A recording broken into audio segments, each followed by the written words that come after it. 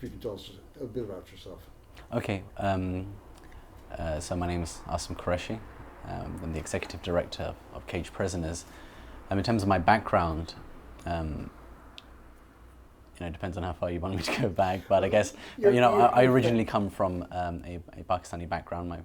Both my parents are Pakistani. My dad was from a city called Faisalabad, and during colonialism was known as Lailpur, after the colonialists. And my mother was from one of the major cities, Lahore. And so my dad came here somewhere in the 70s, along with the rest of his family. So the whole of my dad's side of the family have lived in the UK for many years. They're first generation immigrants. My mother came here when she married my father.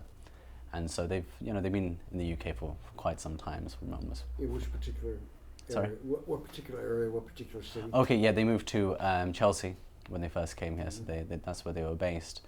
My grandfather was a barrister in Pakistan, but he gave that up in order to kind of give his children a better life here in the UK. Unfortunately, he wasn't able to practice law over here, so he opened up a greengrocer's. So he was a shopkeeper, but he was happy with that. So he worked very, very hard in order to get all of my dad, my other uncles, and my aunt educated here. And that's really where our story in the UK begins, at least anyway. So then, as I said, my parents got married. They used to live in a place called Walton-on-Thames in Kingston. And I have two older brothers. One's now a doctor. The other one is a teacher. And then myself. And I have two younger brothers as well. What was it like to grow up in Chelsea as a young man in a Muslim family? Okay, well, I mean, myself, I didn't, but obviously my dad and my uncles did, and they faced a lot of racism actually during those years, and it was only because they were exceptionally good at sports that they managed to find a way through it. One of my uncles, the youngest out of all the uncles actually, he was so good at football, he was actually scouted by Fulham Football Club in order to play. But in our culture, sports, they're not the done thing. So my grandfather said, "Thank you, but no thank you. My son's going to become an accountant. So please be on your way." In the end, he became an architect. But that was his, I guess, rebellion against his father.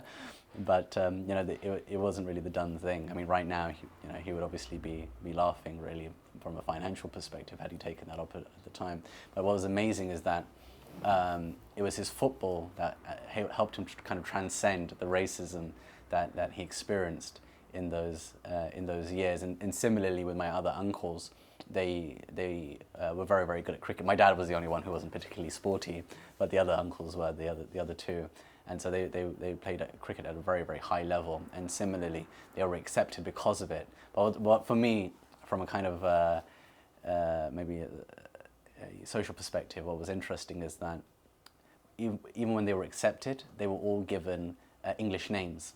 So one's name is Shahid, the other one's Sajid, but they were known as Sid and Pete for some reason. Again, that's how they were kind of accepted as being, allowed to come in within that community. So, from an identity perspective, right from the start of them as being, say, first generation Muslims here in the UK, from Pakistani origin, at least within my family, there were quite clear cultural and identity issues that they had to get around.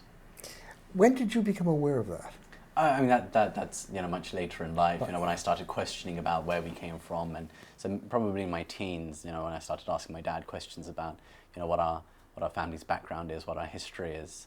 I've always been a big reader, and so for me it's, I was interested in finding more about things and, trying to find out who we are really. So, I think even myself and my brothers, growing up here in the UK, you go through some strange, very, very strange cultural and religious and political and social identity issues. It always happens to you almost on a daily basis. So are you more Pakistani than you are English? Are you British or are you English?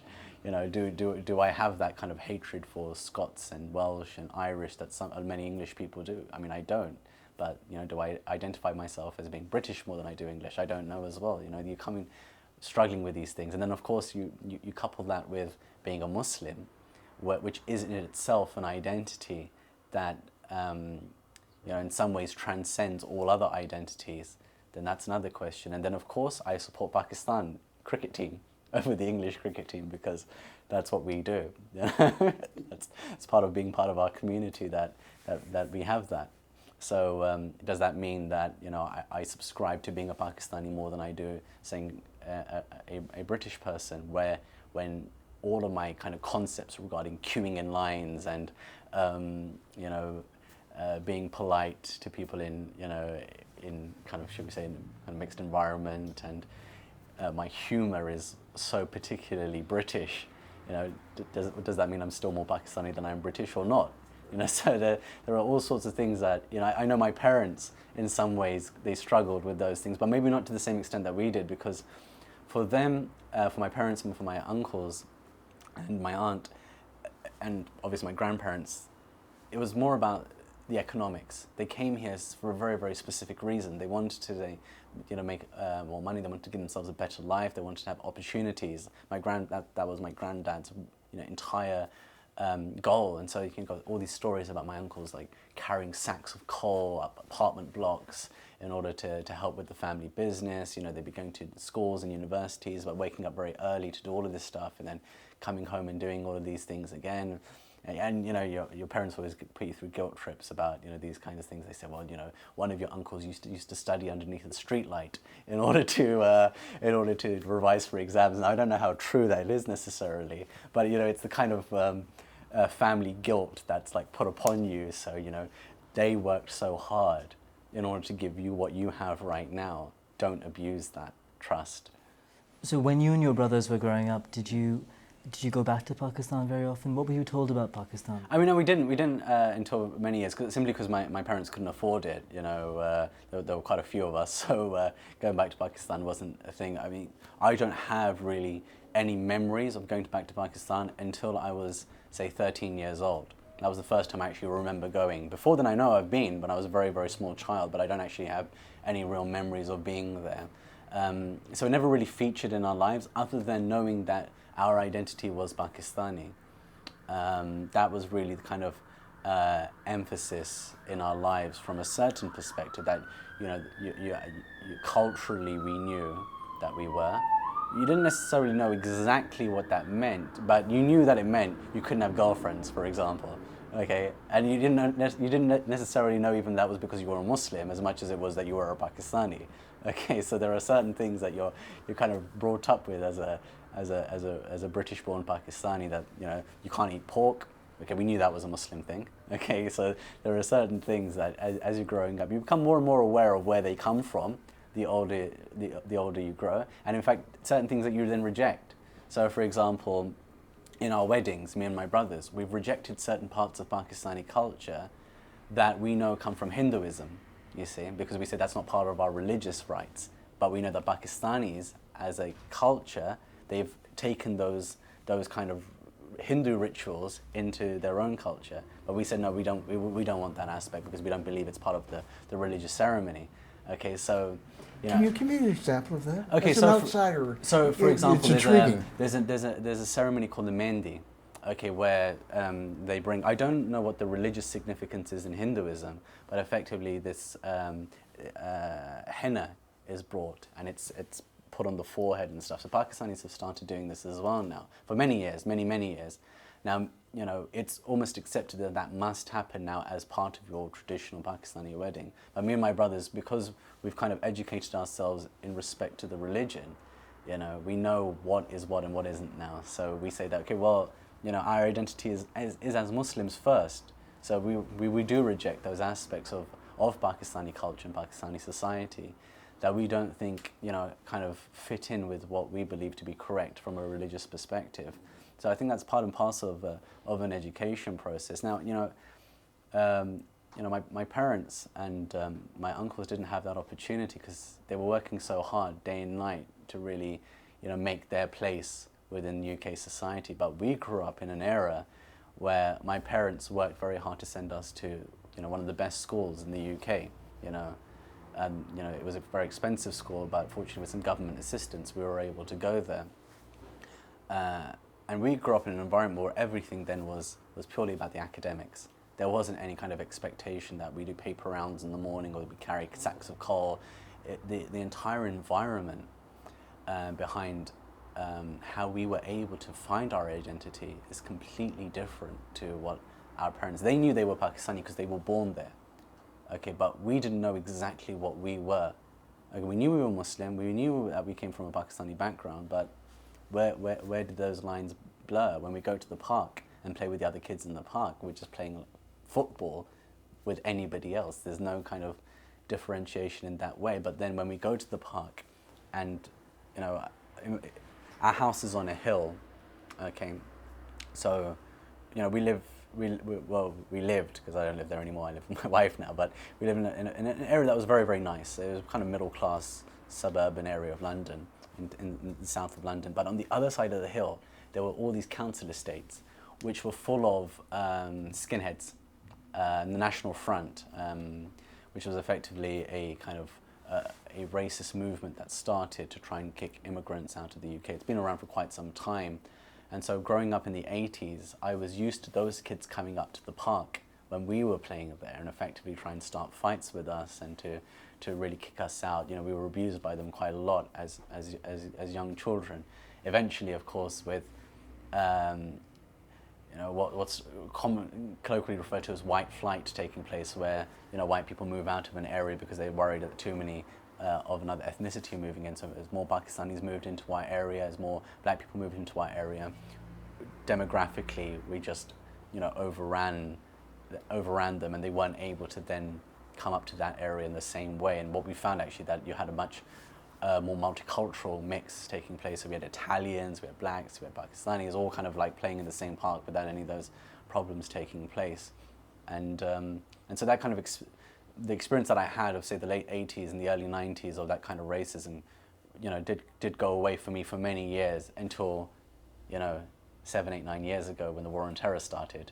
And now, you know, my wife, who's now suffered a couple of rounds of racist abuse in the streets where we live, you know, when she told me about it, I said, you don't know because you lived in, she's from Wales, because you lived in Wales all your life, but that's how we grew up, okay, and it's now reverted back to that, except now instead of me and my black friend being chased down the street, it's just me by myself, because Muslim are the only other now, from many perspectives. You know, we are the kind of the easy target in some ways. Not to say that racism doesn't exist in the UK for other communities, it definitely does, but not to the same kind of hysteria that it does with Muslims.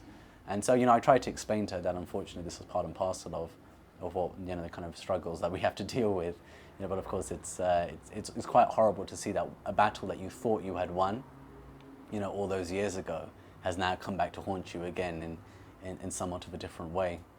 You mentioned going to these very prestigious schools. Yeah, well, I mean, the school Can we that talk we went about to is your schooling, your yeah, education? the school that I went to is called Wycliffe School. It's a very expensive private school.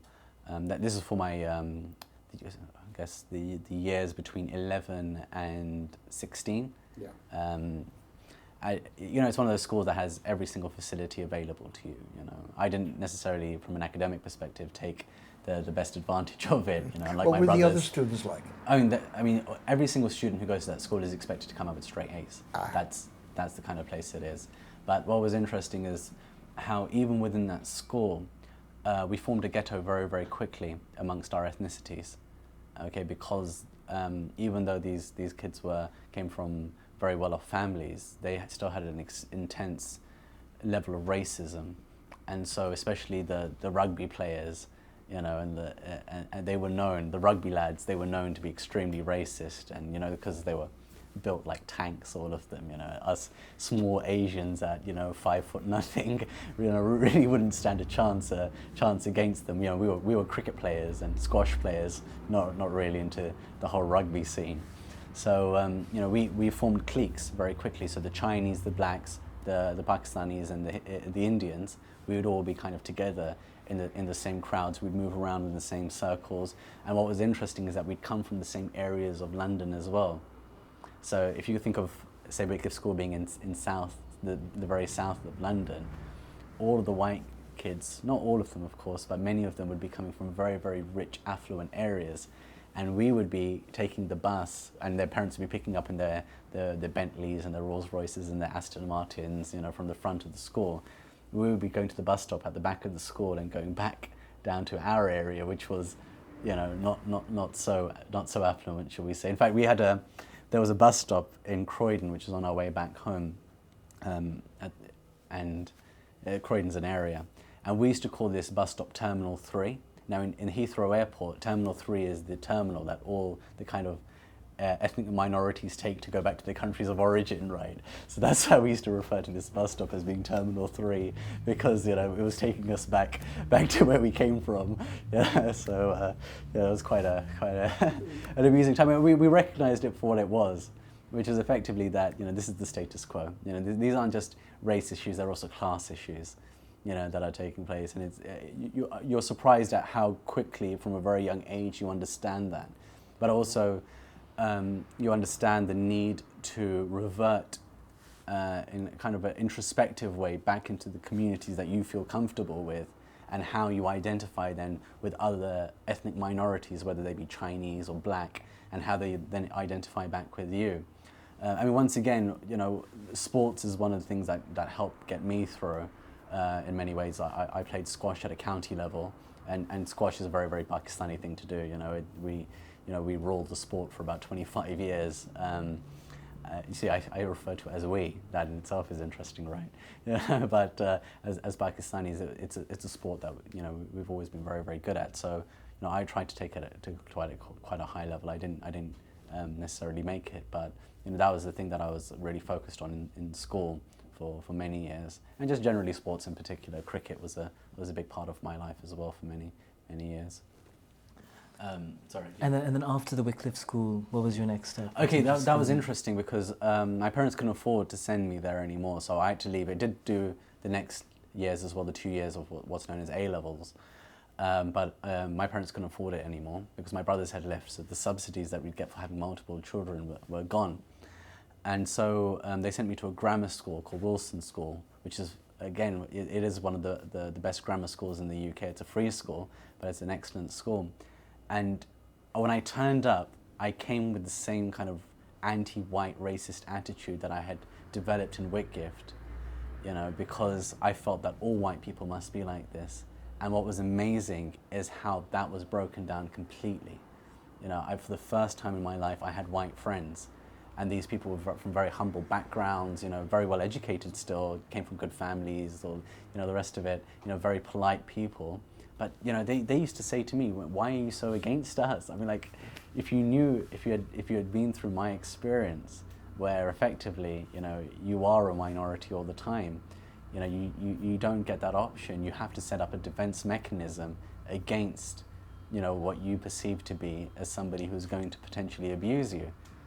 And so that's the kind of, it wasn't, I'm not saying it's like, the civil rights movement in America where people are being lynched all the time and things. Sometimes some races are more subtle than others maybe, and not necessarily as aggressive, but, you felt like the other growing up. There was no doubt about that. But for the first time in my life, up until that point, I felt I could relate to white people. And I felt really happy about it as well. And I had, some of my best friends in that school then became, and it wasn't even, that's the whole point. It didn't become a white, black, Asian issue anymore at all. It was just purely about just who you were friendly with, what you enjoyed doing together, what types of music you enjoyed, what types of sports you like to play. So that's really became the emphasis behind relationships. What kind of a student were you? I was a very, very lazy student. Yeah, but I was an avid reader. That's the one thing that was my one saving grace through my schooling career. I didn't like the sciences at all, but as a British-born Pakistani, my parents expected me to fit a certain stereotype. I was supposed to be a dentist. That was my life. One of my older brothers was supposed to be a doctor. He became one in the end. The other one was supposed to be a dentist. Unfortunately, he didn't make it. But I was supposed to be a dentist or a pharmacist at the very minimum, because my dad's a pharmacist himself. So it was like, okay, well, that's still respectable enough. There are only certain respectable degrees that we as British-born Pakistanis, at least within the kind of communities that are concerned with education, because, I think one of the things that, people say to me sometimes is, how does the Muslim community feel about such and such thing? Or, as somebody from the Muslim community in the UK, I'm like, hold on a second, yeah? I come from a very, very kind of privileged middle-class background. You don't ask me about the factory communities in the north who have real problems with poverty and class and lack of being able to get access to all the various institutions and opportunities that life has to offer. You're asking the wrong person if you want to know what the majority of Muslims in the UK are thinking, because that's not me. I can tell you about my background and what I've been through, but that represents maybe 1-2% of Muslim experience in the UK. And so you asked me the question about how I responded as a student. Unfortunately, I didn't take the best advantage of it. From a sporting perspective, I definitely tried, but necessarily from academic. But reading, from a very, very young age, it was the one thing I was obsessed with. It didn't matter what else was going on in my life. I was reading, and so. What were you reading? Everything and anything that came my way. I read everything from Stephen King to Dostoevsky. Really, that's how diverse it was. It didn't matter for me if it was a book and it was in my house, I'd read it. And that's how it came out. One of my aunts, she was an avid reader, and she got married. She went to Pakistan, so she left her entire library to me and my brothers. And so, we were introduced to like Terry Brooks. I don't know if you've ever heard of him, but the Sword of Shannara, right? And so even till today, I still read Terry Brooks. Even though like my wife is just like, you're somebody who who works in this field. You're coming across all this stuff about these people all the time. You're sitting there reading a book about fantasy fiction. What's wrong with you? I said, if you knew my childhood, you would understand. There was another series called Red Wall by a guy named Brian Jack. And up until very recently, I was still reading his books. Even though they were made for children, but it's just that when you grow up with something, you can't help but love it and and have appreciation for it. As you mentioned, the Sword of Shannara series. I read the Sword of Shannara like 1 million times. I can't even, it was our favorite book. And then when I found out that it was a rip-off of the Lord of the Rings, that was a whole different world for me then. And then I went to the Silmarillion, and I'm reading all these different things, and it's just being engrossed in different worlds, really. And so, even though my parents felt that I wanted to become I should have become a dentist, and I took maths and chemistry during my A-levels in order to please them, but I fought to do English literature. Okay, I literally said, look, okay, I will do dentistry, but give me this one thing, okay? I love literature more than anything else. I need to do this for myself. And they were like, okay, you can still do dentistry. And you know what? Universities like it when they see a little bit of a roundedness. They don't like somebody who's just purely into the sciences, so we'll let you do that. And despite having private tuition in both maths and chemistry, I didn't do well at all in either subject. In English, because I was being private tutored so much in the other two subjects, I didn't have any time to revise for it, but I still did really well in it all the same. So I kind of sent a clear message to my parents that I'm more on the humanities side of things than I am on the sciences. Did you make that break at the university? Yeah, just before I started my university. So then I was like, all right, here's my chance. And so I kind of like put it in there to my mum. I'm thinking I did well at English literature during my A-levels. Maybe I could do English literature for my degree. Oh no, no way. That wasn't going to happen. So they said, you could do law because, law is something that still, you can get a decent job out of it. It's something still very respectable.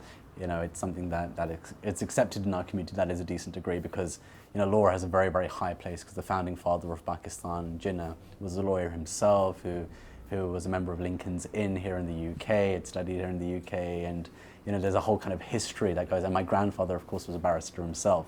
So there was kind of an ability that was attached to it that was acceptable from a cultural perspective. It's just providence that I really loved law once I started it. For me, it was using the same kind of brain processes that you use in literature.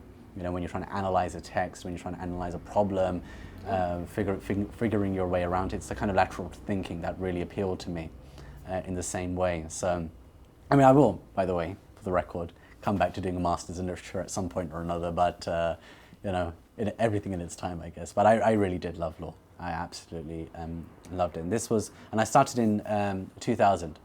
That's when I started my law degree, and I finished in 2003. So it was during that period that the war on terror began. So a year into my second year of law, that the war on terror began. And that kind of then informed kind of choices I'd make later. Where were you studying?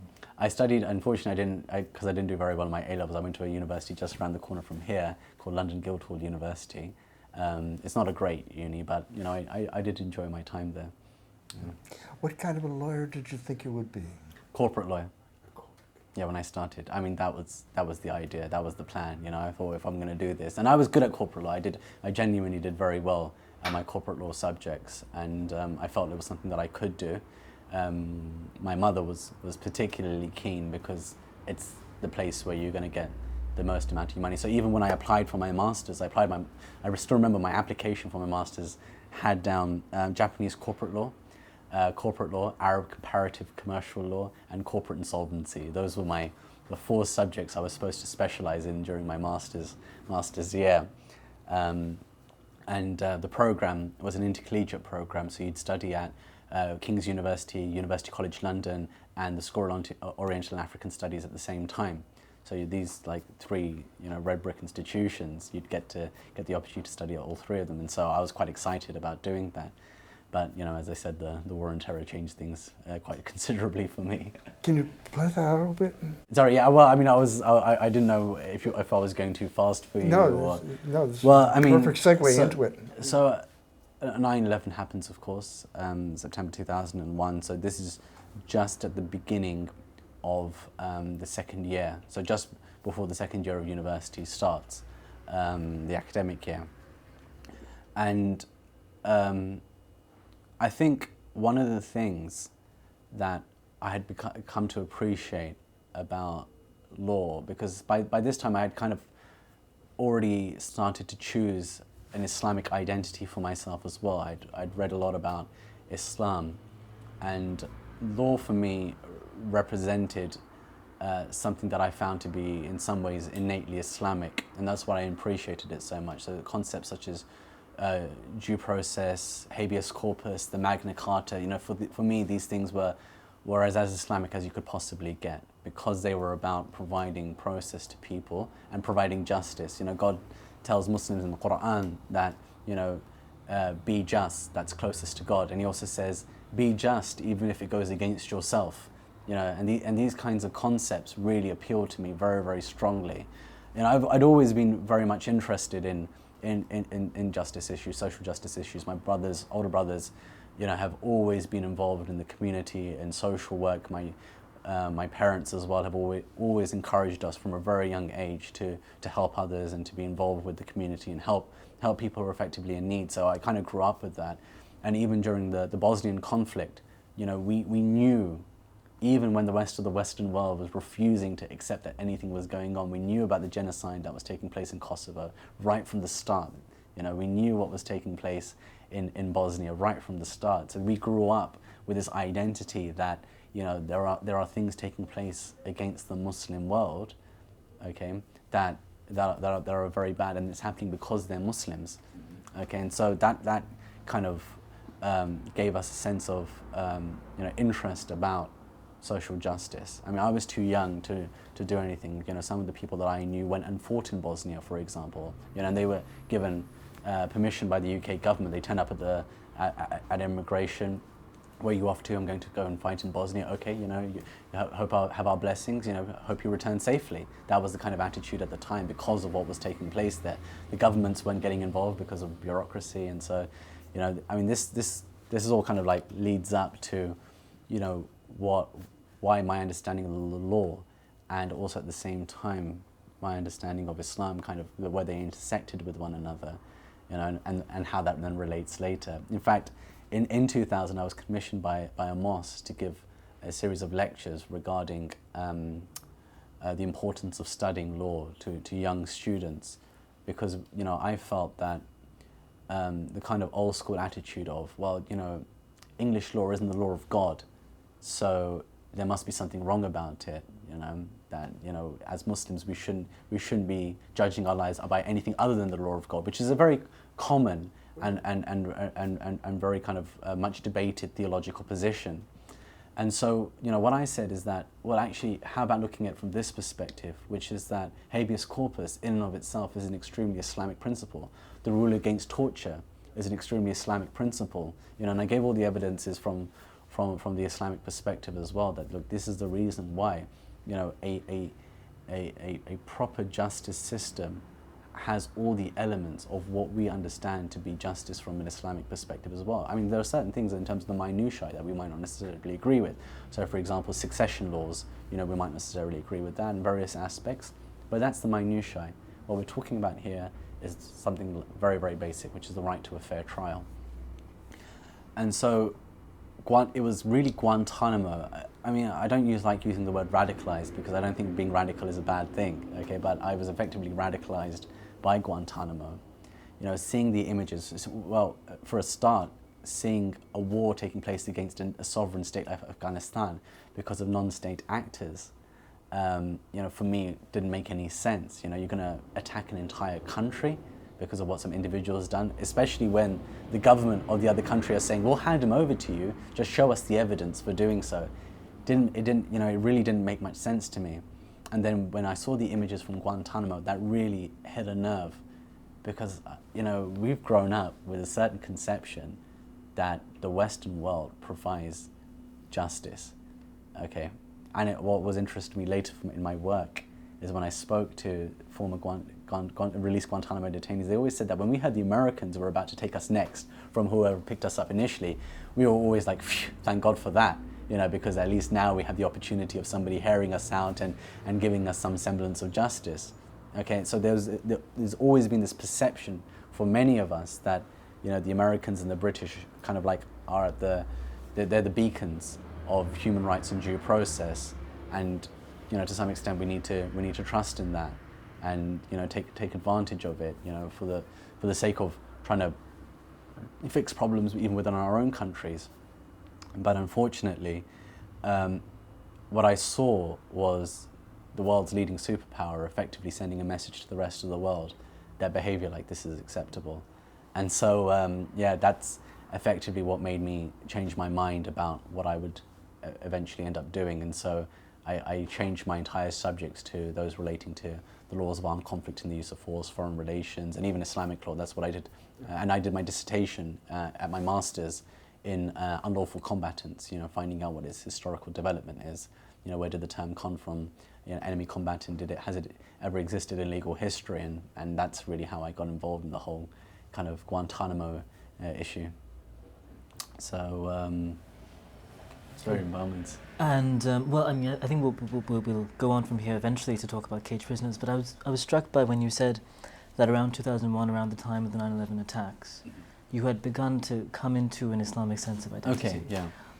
I wonder if you could talk a little bit more about that process. Yeah, I mean, and what instigated it. Was it gradual? Or? Yeah, my parents, not from when I was born, but from when I was quite young, they decided themselves that they wanted to be religious themselves. They looked at the society around them, they looked at themselves, they read the Quran again, and they thought to themselves that, look, that there is another place after this earth, and we believe that Islam is the correct religion. And so they raised us in an Islamic household. But the thing about my parents is that they never forced us to do anything.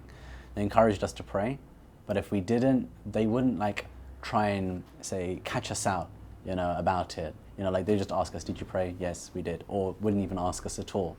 Okay, many years I know my parents didn't even ask me whether or not I prayed. They didn't put any pressure on us, because I think because my dad, who was came from a little bit of a socialist background from when he was younger, because he had made that decision for himself, I think he wanted to give us the opportunity to make that decision for ourselves as well. So growing up, there wasn't any kind of pressure for us to be religious, but my dad would take us to study circles with various religious figures, and we kind of grew up around a lot of religious people. And so we were learning about the religion all the time, but not necessarily in a kind of strict way. We were never beaten about things. It was not like that. And going into my teens, I think religion really kind of, unfortunately, left part of my life. I would say up until my late teens, I don't even consider myself a Muslim. during those years. You know, that I didn't practice religion in any way. I didn't, other than a kind of cultural sense of what it was. Even though I knew a lot, I'd read a lot about it. You know, I'd gone to a lot of study circles. You know, I was around people all the time, but it just, for me, it was still all very, very, very cultural. Yeah, that my parents are saying it. You know, I was more, especially in my kind of like from 16 to 18, very, very much into kind of like hardcore hip hop. That was, you know, my entire scene. You know, like I would, you know, listen to, you know, all sorts of music, from Tupac to, you know, the Wu-Tang Clan to, you know, this was my world, you know, and I'd spend all of my money, and unfortunately sometimes money that wasn't even mine, you know. Frankly, it's hard for me to imagine you as you are now, then as you must have been. Yeah, exactly, right. So, you know, my wife said the same thing to me as well. It was interesting actually, because after I got married, literally a couple of days later, I'm walking with my wife around our local area, and the area is nice, but, you know, because as the years went by, it kind of like lowered in its, shall we say, class standing a little bit. The boys I grew up with were street kids, okay, and so, you know, that's where I got a lot of my influences from, and so we used to speak, you know, a fair bit amount of patois, you know, various, like, street patois rather than any actual proper Jamaican patois, you know. So we bump into an old friend of mine when we're walking around the area, and you know, all of a sudden I break out in this, you know. So he's like talking to me now, what a go on, you know, boy, where you been, man, long time no see, you get me, yeah, like that. And my wife, as we walk away, she goes, what the hell was that? I was like, you know, that's how we speak around here to one another. We don't speak like this, you know. But she goes, but, you know, I've always seen you on like events or on the TV and thing, and you're always really well spoken. I would never have imagined, for the life of me, that you were that kid, you know. But that's it. You grow up in the circumstance you grow up. So I was growing up with all these street kids, but at the same time I was going to this private school. So those kind of influences, they come at you in different ways. So, you know, obviously it's difficult because you know, who do you want to be? The enjoyment side of things is coming from one side, whereas, you know, the kind of like protect your future is from another side, and you're always trying to balance that up. So yeah, I mean, those were my influence. I mean, like, honestly, I think, you know, Tupac could probably have more influence on my. I recently wrote a blog article about him, actually, you know, because I was in a shop one day and I heard one of his songs, and it took me back to my youth, but it reminded me of all sorts of things which actually relate to our work in terms of race issues, in terms of class issues, and I think that had a massive impact. I'm not saying I was any kind of gangster or anything, but, you know, those were my influences. Those were because you're either identified with a kind of white sense of, you know, identity, or you're identified with a black sense of identity. No Pakistani boy wanted to associate themselves with being a Pakistani. Okay, in reality, like, you were Pakistani, but only as far as cricket went. Yeah. Oh yeah. I'm like, we're definitely behind the team. There is only one team to support for a Pakistani boy, and that's Pakistan. Okay, cricket team, that is, and we'd all play cricket and we'd love it. But do I want to be listening to Indian music? Do I want to be into the whole Bollywood scene? No, I'd rather watch Hollywood, and I'd rather listen to hip hop. Okay, because that's far more cool.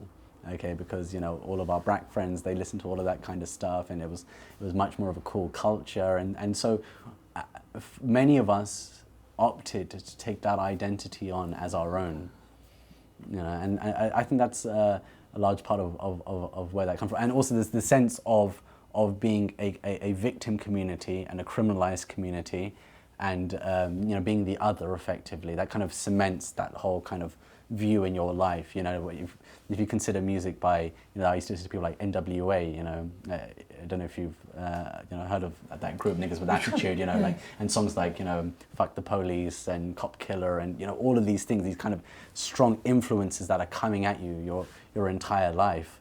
Okay, you can't help but be affected by it. And so it was interesting that even my mother said that when I started practicing the religion, and I actually gave up music, gave up listening to completely, my entire attitude changed. That I actually became far more calm. I used to be a very, very angry child. I'd get very angry very quickly, and like my brothers will attest to that, you know, to the extent I'd get a little bit violent, okay? But I don't even, you know, like even now my wife says, I can't imagine that about you because you've never shouted at me before. You've never, like, you know, insulted me in any way. You've never lost your patience with me. I've been married 4 years now, you know, and, you know, she says that I've never seen that side of you, you know. And, you know, I say to her that that's what religion gave me, at least anyway.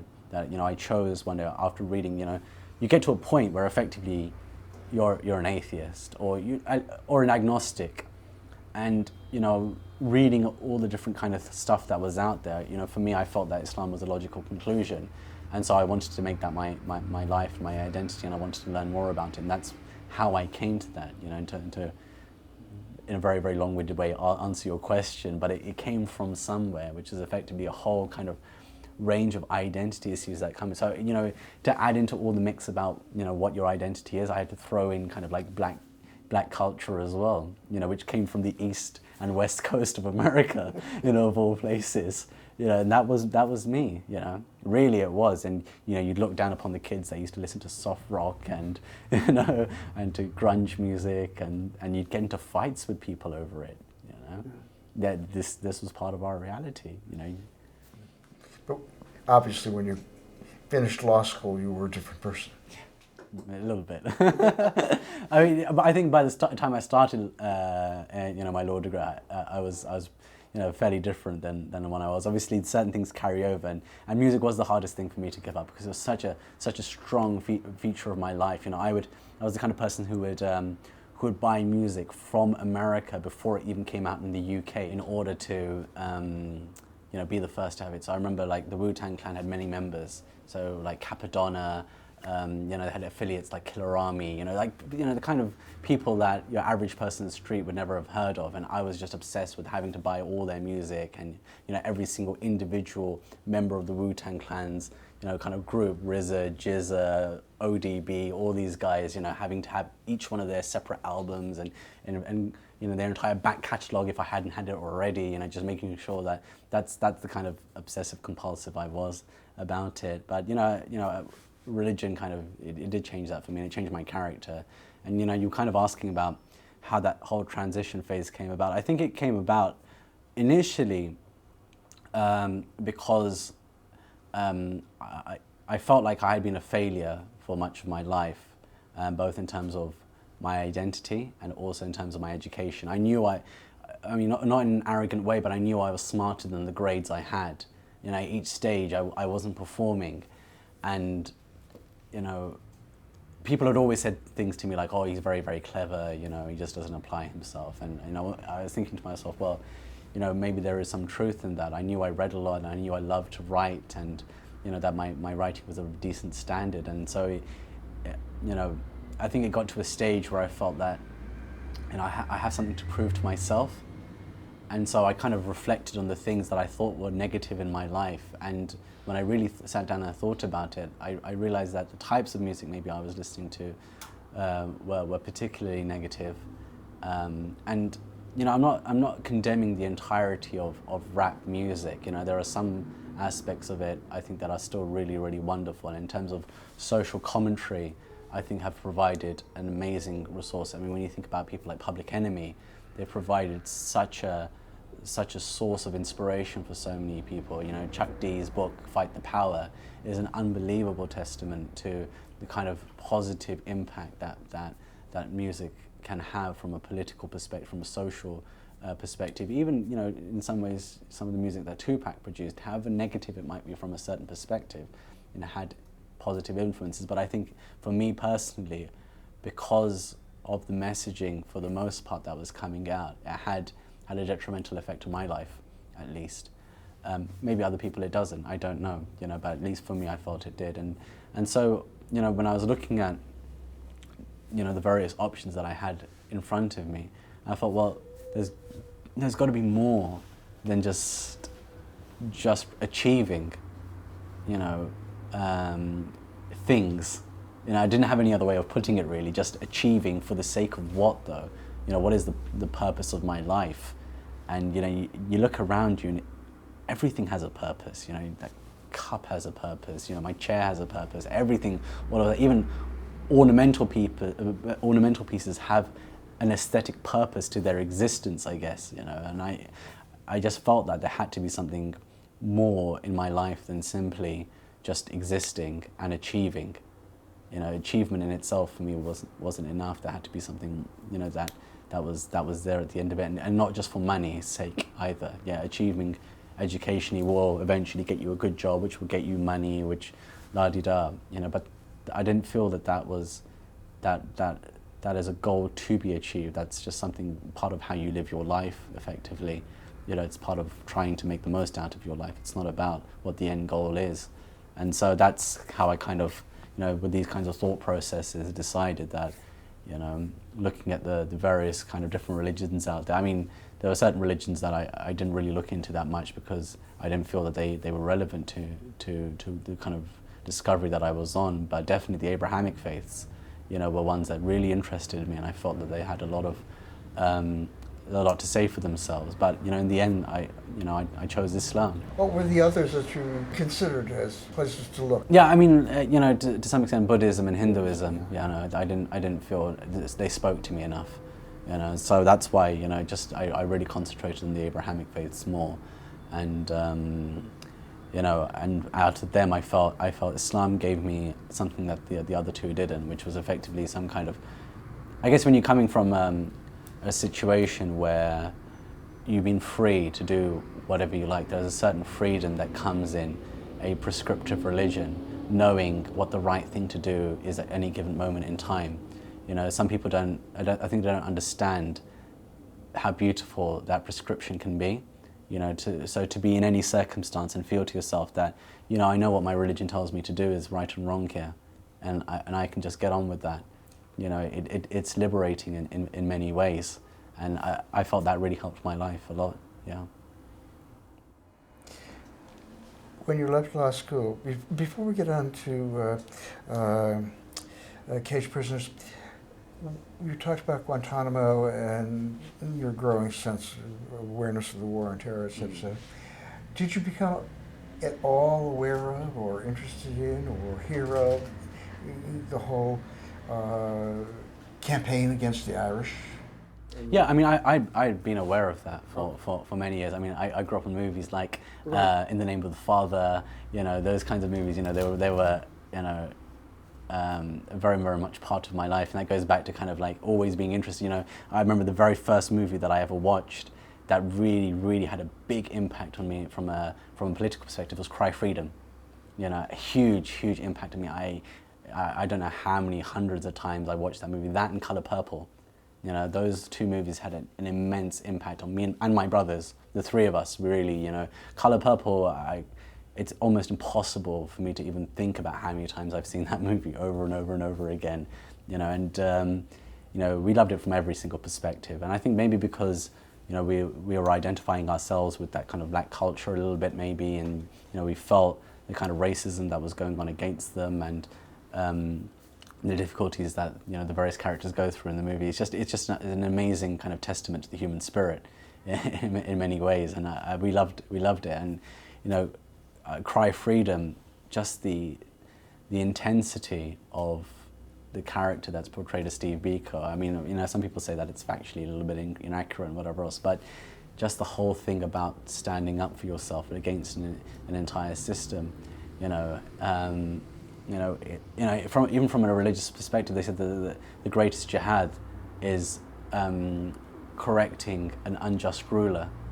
You know, that is the highest, that's the pinnacle of jihad for a Muslim, is to stand before an unjust ruler. You know, because effectively he could chop you down there and then, and to say that you're incorrect in what you're doing. And so, you know, for me, those kinds of things, they've always kind of been in the background of my life, and I was aware of them to some extent, no, not to the extent that I am now, where I do read a lot about the experience of the Irish, and I do try my hardest to learn from the things that they did right, the things that they did wrong, because as a community, the criminalised community, we're going through very similar things. And then that similarly goes to South Africa as well.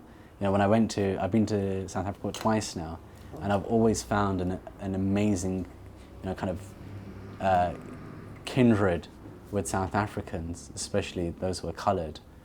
And you know, it's almost like it's a shared experience.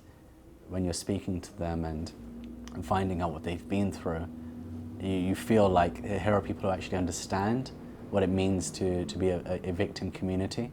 And so, that it helps knowing that people have been through something like that and that they came through on the other side. That's the important thing. Not completely, of course, and they're still struggling every single day from various perspectives, but knowing that, and even the Irish are, but knowing that there is a shared experience there really does help a lot. I remember being in Bosnia in 2007, and in my hotel, I saw these Irish guys sitting there, and they had like big, EIRE, like tattoos all over their arms and stuff. And we started having a conversation, and one of them goes, "You Muslims better effing wake up right now," And he was like quite brutal about it. He goes, "We've been through all of this. We see what's happening with your community, and you need to wake up now and realize that you have to learn from everything that we've been through before, and see what it is that it is what it is, which is effectively you being criminalized and being turned into a suspect community." And that was quite a telling moment actually for me. So yeah, I knew that this kind of thing had happened before. I guess what I wasn't ready for is the extent to which it would go global. That became very, very difficult at certain times, to comprehend the sheer volume and extent of the revenge, and that I have no other way of putting it other than revenge that's taken place for 9/11. Could we talk about your move from your masters now to Cageprisoners? What was your route to Cageprisoners? What was my route to Cageprisoners? Cageprisoners, I got in touch with them during my masters because I was researching my dissertation on unlawful combatants, and I remember going on Google and just typing up Geneva Conventions, unlawful combatants, that kind of thing, and their website came up. And so I emailed them. I said, "Look, I'm doing a dissertation on unlawful combatants. My name's such and such. I'd really like if you could maybe give me a hand in terms of pointing me in the right direction in terms of things I should be looking at." I got an email back saying, "You idiot, it's us, your friends from South London. You could probably give us a hand if you're researching into this stuff." So, it turned out that some friends of mine who have been involved in humanitarian work for many, many years, like some doctors and lawyers and whatever else, and they were involved in a number of the conflicts and, doing a lot of particularly medical assistance abroad. They had, decided to set this NGO up. Well, not NGO, it wasn't NGO at the time, it was just a website, in order to kind of like give a Muslim perspective on everything that was going on. Because the war on terror, 9/11 brought with it a climate of fear that the Muslim community has never experienced before in the Western world. Effectively, overnight, we became an other. Okay, and this is the first time that happened to us in that way. A suspect community in a way that we couldn't have imagined. And so what you found was that organizations who should have taken the lead on issues regarding Guantanamo, particularly here in the UK, we had a number of British guys who were in Guantanamo. They refused to say anything because they were like, "There's no smoke without fire." That was the automatic response that came from the community. Like, if they're there, they must have done something wrong. The Americans wouldn't pick up somebody just like that, so they must have been part of Al-Qaeda. That was the reaction from the community at large. Okay, and so these guys said that, look, as Muslims, we believe in due process, and we thought these countries did as well. It's our responsibility to, at the very minimum, campaign for these guys to get a fair trial. Yes, they might have been involved in something, and if they are, they should be brought before a court. But the reality is that until they are tried with a crime, okay, they should be released. And that's where the whole thing came from. And so initially, because during my masters I was already researching all these articles in relation to Guantanamo and Geneva Conventions, I was just feeding them articles. From everything that I came across, I gave it to them. I'd write a few pieces myself, just opinion editorials, just pieces of analyses, and I'd just pass it on to them. So that's really where that came from. And at the end of my masters, I was taught the laws of armed conflict by a former colonel in the British Army. He was a legal advisor during the first Gulf War. His name's Charles Garraway. Really amazing individual, and he taught me the essence of international humanitarian law the Geneva Conventions, why they are so important. But I think the most important thing is he taught me the morality behind them. And as somebody who had been studying a lot about Islam, what I found is that the laws regarding jihad were very, very similar to the Geneva Conventions in terms of not attacking non-combatants, not attacking civilians, about having, not having disproportionate targeting, about limiting collateral damage, all of these things. In fact, in many ways Islam went further. In Islam, traditional Islamic law, you're not allowed to use fire in order to attack the enemy. You're not allowed to mutilate bodies. There were all of these kinds of rules and regulations regarding the conduct of hostilities, which really appealed to me. And so I really immersed myself quite heavily, in talking to my professor about all of these different aspects. And then I remember speaking to him one day and just asking his advice about how I could take this further and really get immersed in this field. And he said to me, one of the things you have to do is go and visit an occupied territory for yourself. Go and see how people who live under an occupation actually live their lives. That will teach you the value of the law.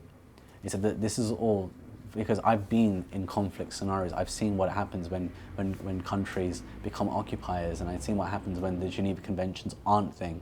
And he was very, very critical of the US during this whole period of time because Guantanamo was going on, and he was extremely critical of what they were doing and said that this is completely unlawful. And so his one piece of advice to me was go and see for yourself what the value of the Geneva Conventions are and the value of international humanitarian law. And so even before my master's had ended, I went for 2 weeks to travel around the West Bank of Palestine. And so, being in that kind of scenario where you're effectively seeing how people are, having had their lives made very, very difficult for them when the Geneva Conventions aren't being applied, when international humanitarian law isn't being applied, when international human rights law isn't being applied correctly, what the reality and the physical impact of that is. And it was, it was a real eye-opener for me. And so, unfortunately, when I got back, I only had 10 days before my first exam, and so I had to, unfortunately, forget about everything that I had seen and immerse myself in revising. But, it was great. I did pretty well at the end of my master's. Fortunately, I finally started studying, my law degree and my master's, and I did well in both. But, it's just that for me kind of made a massive impact in terms of my ability to understand what the value of international human rights and humanitarian law is, and in fact how that related to my own kind of religious sense of what's justice. Can you draw out one of your experiences in the West Bank? Will kind of illuminate what you're talking about. Yeah. So me and the group of people that I was with in that town, Berzeit, were in a restaurant one night, and all of a sudden, the owner of the restaurant, he puts out the lights, they shut all the curtain, they close the doors, and everybody goes quiet. And the Palestinians that we were with were telling us, just keep quiet, okay, just keep it down. And you heard this really loud, thundering rumble coming through and pass through the town, and it was effectively a convoy of tanks. And there was a megaphone, and these names kept on being shouted out. Over the microphone. I couldn't understand it. At that time I didn't know Arabic at all, and there were some other words along with the names that that were being spoken. And afterwards, I said to the and then there were all these kind of loud explosions. I forgot to mention that, the most obvious part. There were all these explosions taking place, and we thought that there was actually some kind of shelling or bombing going on outside. And so, afterwards we said to the Palestinians that, what was that? They said those were the names of all the kind of kids that live in this area. And those were sound bombs. They're not explosions. Again, it's effectively a method of taunting kids to come out at them, effectively. And it was quite a horrible moment because, to think that, adults would use those kinds of tactics to taunt children was quite horrible. It was quite horrific to think that children are being kind of effectively, teased in that way. So it wasn't a particularly nice moment, but it kind of spoke to the kind of difficulties that they have on a daily basis. Of course, alongside things like checkpoints.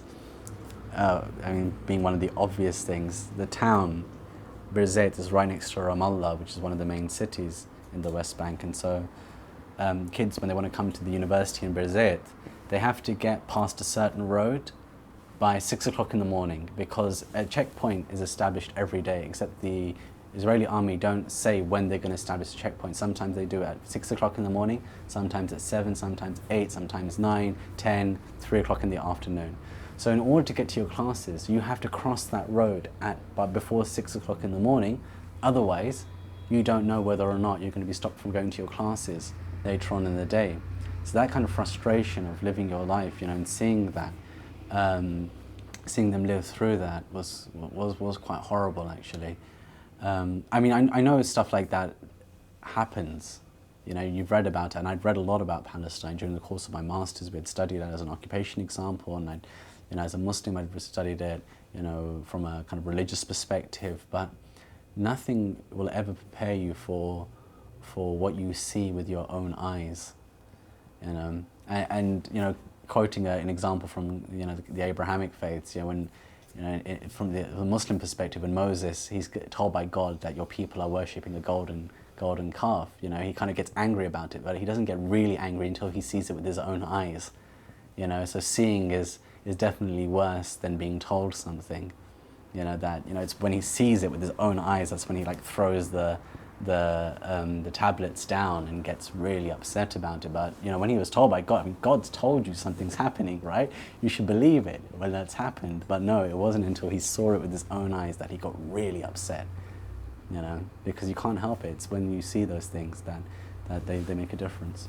And so then after you were in the West Bank, presumably you returned to the UK, and so just tell us more about how... I took a year out. A friend of mine had asked me to teach English in a school that he had established in the south of London, in Croydon.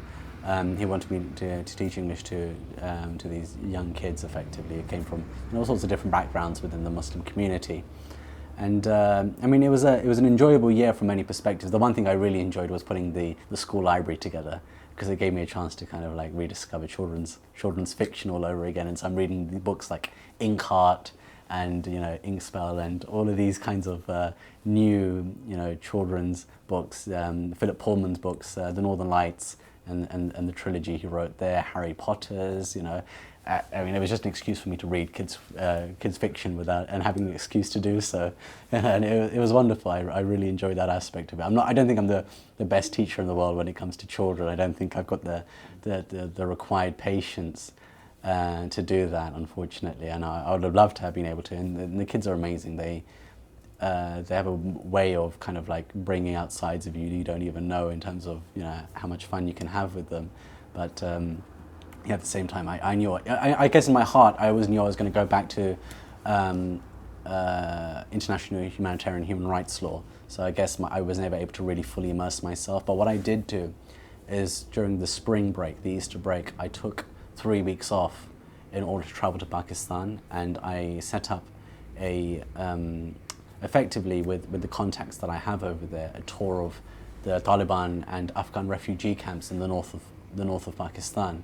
I was only later to find out that other Westerners without their contacts who were traveling around were getting picked up and being shipped off to Guantanamo. And so when I was doing my work, I was like, oh my God, I was in that place at that time the guy was picked up. But I went through my kind of family police and security kind of agency connections, and they helped to set up all of these kinds of interviews and meetings, and it was amazing, And for me, what was even more amazing is how culturally insensitive I was, despite being from the Pakistani community. I turned up here to the northwest of Pakistan in jeans that I had rolled up because it was hot to about 3/4 length, and a bright red T-shirt.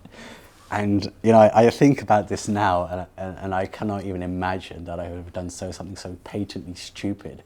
When my hosts picked me up, they were like, "Right, we need to take you to a bazaar right now and get you into some kind of shalwar kameez, which is the kind of traditional, Pakistani dress for the region," because I stood out like a sore thumb, and it wasn't appropriate. That's not how you approach, and that really helped me in my work later in terms of understanding how you approach clients, how you approach new cultures and societies. You do try and make things as easy for them as you possibly can.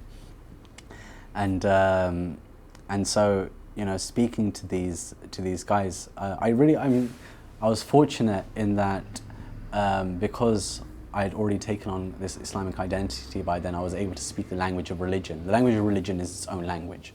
Okay, you know, two people could be Muslim, one is religious and one is not, and you will immediately know and recognize one from the other because they know how to speak a certain way or not. Okay, like for example, when I sat down with them for the first time, I started with a salutation upon the Prophet, which they recognized immediately meant that this is somebody who knows what the etiquettes and customs are of religious people. Okay, and I knew that gave me then an entry point in terms of trust. And I think that's one of the reasons why you know, organizations like the ACLU and Reprieve and others, they ask for my help when it comes to doing consultancy work, especially in Pakistan, because there's an automatic rapport that you're able to establish just through a few words. It can sometimes be that simple. So you say, Alhamdulillahi Rabbil Alameen wassalatu wassalam ala Rasulillah, which in Arabic means, you know, I send praise upon God, the Lord of the worlds, and you know, I send peace and blessings upon His noble messenger Muhammad. Not something very, very difficult, but it's the etiquette and the custom of the people to start off a conversation like that. Okay, and what I found is that opened them up to me. And so I asked them everything. I asked them about girls' schools. Why didn't you establish girls' schools in Afghanistan? Why did you hide Osama bin Laden? What are your opinions about 9/11? And what really amazed me are the kind of frank and honest answers that I received. You know, stuff like, you know, we're a patriarchal society. This is one of the answers to the questions about the schools. We're a patriarchal society. We're a society where, you know, even if we didn't have religion, okay, we've only ever known our men to do things. So if we've got a problem in terms of an education system, who are we going to educate first? Are we going to educate men or women? You know, those kinds of answers, you know, fine, we might not accept them as being valid or legitimate, but it showed a thought process. I asked about women not being able to allow travel around by themselves. And they similarly said, you know, prior to the Taliban arriving, there were gang rapes on the streets of Afghanistan every single day. All we did was institute a policy to say that if you're going to go out, you go out with a male accompaniment in order to give you some level of protection. Once again, you know, coming from a Westerner's perspective, and, you know, for all intents and purposes, I'm a Westerner, you know, it seems a bit odd that you would still limit somebody's ability to move about. But when you consider it from the context within which what they're saying, that, you know, if there were gang rapes on the streets every single day, from my sources I found out that was, you know, that's not factually inaccurate at least, okay, then a policy decision like that seems to make some level of sense at least anyway. And so for me, what happened is that it put a human face, even if I didn't agree with some of the answers that they were giving me. What it gave me was the opportunity to see these people as human beings outside of the bias, the kind of like really intense bile that was coming out against all Afghans and against all, you know, people from a certain perspective. You know, these were human beings. They made mistakes, yes, like all human beings do. You know, should they be shipped off to Gitmo and abused and tortured because of it? No, I don't think so.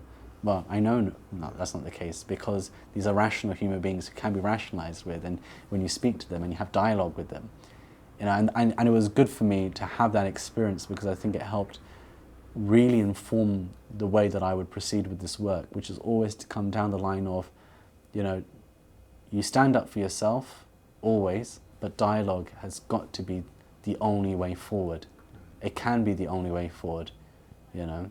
And, you know, I think that's kind of legacy that we're trying to leave at Cageprisoners, which is that, you know, identity is important. You have to protect your identity, and you have to protect yourself and, you know, who you are without compromising. But at the same time, if you don't have dialogue, you are never, ever, ever going to be able to make a difference in any kind of conflict scenario. And I think we learned that from Ireland, we've learned that from South Africa, and that lesson has to be learned here. And the Americans are finally learning it by talking to the Taliban. You know. When did you come on board? I came on board, so let me see, I finished my master's in 2004, and then 2004 to 2005 I was doing the schooling, yes, so the summer of 2005 I came aboard, and effectively... When you had come back from Pakistan? No, I'd finished the rest of the academic year, because that was in Easter. And so then I finished the rest of the academic year out with the school, and then literally that summer I was supposed to start it about the beginning of September 2005. Well, how did it happen that they said, why don't you tell me? Oh, right. How did that happen? That was my idea, really. Oh. Okay, because I really respected the work that Cageprisoners were doing, and I knew I wanted to get back into the international human rights field and humanitarian law field. And so I effectively went to the guys who founded it, and I said, right, you guys are all doctors and lawyers, people like Dr. Aafia Siddiqui, and Sigir Hussain, who are our directors. And this is at a time when Marzam's still in prison. Marzam came on in Guantanamo. He came on board later. And I said to them, look, you guys are all fairly wealthy. You've got wealthy friends. Let's put together whatever money we can, and whatever you guys give me as a wage, I'll take that, and we'll just get on with things. Let's form this as an NGO. And so I put together a whole proposal about formalizing ourselves as an actual NGO, because up until this point, families were coming to us, because the whole kind of modus operandi of Cageprisoners was to be a Muslim organization that dealt with due process issues in the context of the war on terror, or catalogued at least due process issues in war on terror. What we found is that families of Guantanamo detainees were coming to us because they trusted us because we were Muslim, and saying, look, I've got such and such family member, I'm based in this country, can you help? And we were able to say things like, well, look, we know a guy named Zachary Katz-Nelson in Reprieve. Yes, his name sounds Jewish, but don't worry, we've worked with this guy very, very closely. He's a great guy. He's going to help you out. Or the guys at CCR, we know Gitanjali Gutierrez or Barbara Olshansky, they're going to help you out. Okay, You had met them or other people? We knew some of the people online. Clive and his group in the UK we knew personally, because we met them a few times and whatever else. But like these guys, we're getting to know them more and more. And over the years, obviously, I've pretty much met everybody now who's involved in this field.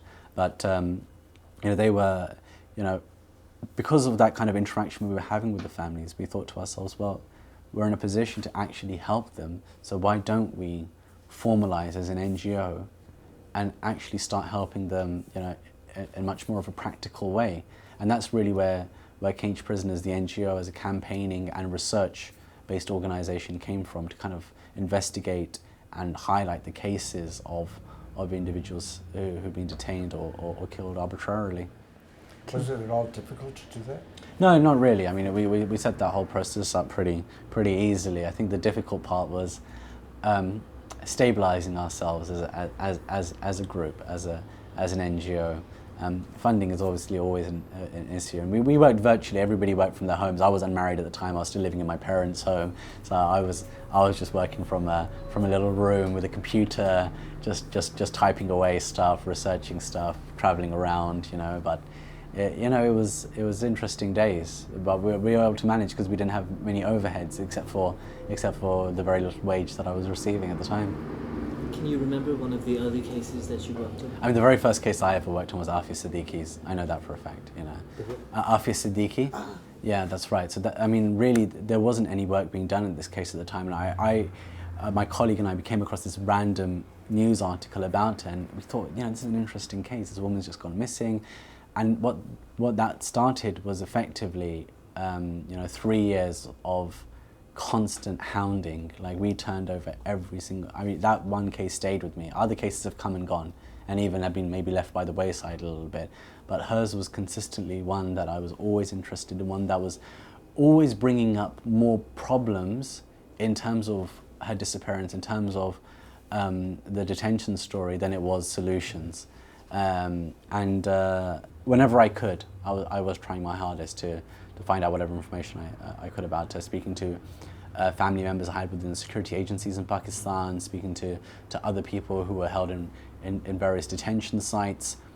And when Marzam was released, I remember we were sitting down together, and he said, look, when I was detained in Bagram, I had the screams of a woman, and a contact of mine at the ICRC told me that woman's prisoner number was 650. And so we started trying to match up the dates between 650 and Aafia Siddiqui in terms of her disappearance. These were the only two women we knew of being detained. And so we thought maybe they are the same woman. And the link was a little bit strained, I'll be honest with you. But we decided that, based on other evidence that we had, namely from the prisoners who escaped from Bagram, Abu Yahya, Libya and others, they effectively talked about a Pakistani woman who they saw with their own eyes being held in Bagram. And so with all of these connections being made, we put together a very short report about this. We sent out one of our patrons, Yvonne Ridley, a woman who was detained by the Taliban herself and later became Muslim. We sent her, along with one of our board members, Sigir Hussain, to Pakistan. Imran Khan, the former cricketer, now turned politician, he hosted the press conference. And this was in the beginning of July 2008. Now, we didn't think anything necessarily was going to come of it, but we weren't prepared for the fact that it actually caused a massive media storm. Like, it went absolutely viral. People were talking about it everywhere. In Pakistan itself, every single newspaper, news channel was hounding the government over this. 4 weeks later, the Americans admit to having Aafia Siddiqui in her custody. Now, you know, I've seen a lot of coincidences in the course of my work, but this will always strike me as being one of the most obvious ones. You know, we have our own theories behind why that might be the case, and this isn't necessarily the forum to go through them, but the reality is that, you know, 4 weeks after that press conference, the Americans admit that, you know, oh look, we've got Aafia Siddiqui in our custody, and these are the circumstances behind how she was detained. Okay, we ourselves, through our research, we deny the narrative that's been presented by the Americans. Of course, you know, they have their own narrative, and you know, we have ours, and we're constantly trying to campaign in order to get the truth out. But you know, a woman and her 3 children, you know, were kidnapped and detained as part of this war on terror, and that will always remain with me no matter how long. I mean, I remember that when I received the news, I was at my in-laws' place in Cardiff, and I think, you know, emotionally it really broke me down, because it had been the first case I ever worked on. It was one that I invested a lot of time and energy in, and you know, my wife saw me just literally break down in front of her, because it just meant so much that she was found alive. That was the most amazing thing in the world, you know, because we'd assumed that she was probably dead by now. What were some of the other earlier cases you worked on? I mean, you know, from the start, all the British guys who still hadn't returned from Guantanamo, people like Muazzam, Feroz Abbasi, you know, both of whom work in our office now. You know, Shakir Amer, who's still over there right now. What role did you play? Yeah, the role I played was primarily as kind of somebody with a legal background, as an investigator, as a researcher, trying to produce, do interviews with the families, trying to really effectively put together the primary research that was required, investigation work that was required, in order to highlight what was going on in these cases, because we had access in a way that, say, other NGOs didn't, to the families, and also as well as to be a liaison between families and sometimes families would come to us complaining that lawyers aren't doing anything. We'd have to explain the process to them, that look, you know, things don't happen overnight. You know, it's a very, very long, protracted process, and that's really how that happened. I mean, I think the first real project that I worked on though was looking into the angle of British complicity in renditions and torture. That was really the first major project I ever undertook, and so that involved a lot of investigation work. We were looking into the flight logs, you know, how often were rendition flights coming through the UK. We were looking at the testimonies of those who had been formerly detained. You know, what were they saying about British involvement? And so, you know, we've got this torture inquiry going on right now here in the UK, but you know, that report since 2006, we were talking about this angle, really, that the British security agencies were complicit, and we had presented all sorts of evidence at that time in relation to that, and we're still using that evidence now in relation to this inquiry to say that, look, you know, we've got all this documented, that this did take place, and this is a historical record of that fact.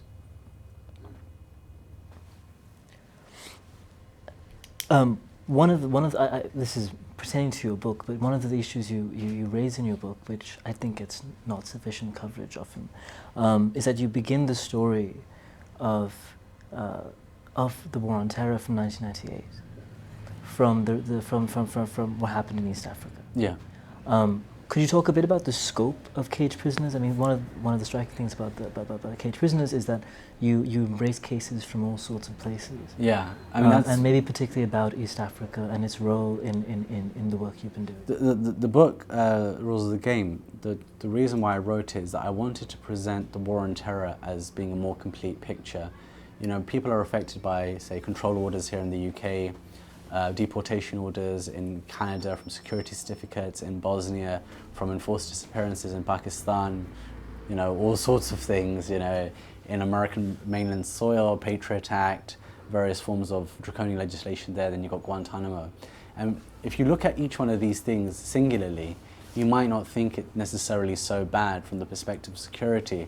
But what I wanted to show people is that when you look at all of them at the same time, as being part of the same phenomenon, which is that we will remove due process and we will remove what we know to be the rule of law for the sake of our own security, then the picture becomes quite bleak, because it shows the level to which countries around the world have been willing to sacrifice the things that actually have protected us most over the years, the thing that made the Western world so strong, that made people from the Muslim world and the Arab world and whatever world flee to the Western world in order to gain that protection. The very, very thing that gave it its security has now been destroyed.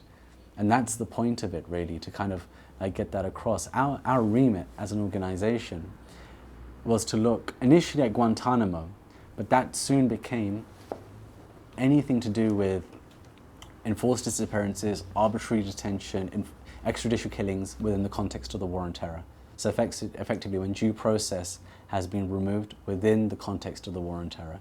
Unfortunately, we thought initially that, okay, it's not going to take us too far. We're a small organization, let's keep the remit small. We didn't realize how far-ranging it would be. So all the way from Australia to, you know, the west coast of America, literally spans the entire world. It affects China, it affects Sudan, it affects the UK, France, Italy, Germany. I mean, you could just go on, and it even affects South America. You know, there are cases that we've dealt with in South America as well. So, you know, the saddest thing is that this thing has gone global. What was supposed to be a very, very narrow remit to kind of help us keep, you know, a semblance of sanity within the context of our work, because we knew we were small, unfortunately has become something so huge that it's difficult for us to stay on top of it. So how do you deal with that scope? Do you have partners in other countries? Do you I mean, we do work with people. We do work with other people, and because we don't legally represent anybody, it helps. Okay, but what we also have is a policy that we recognize, because we are small, that sometimes we need to use certain cases in order to highlight a wider class of case.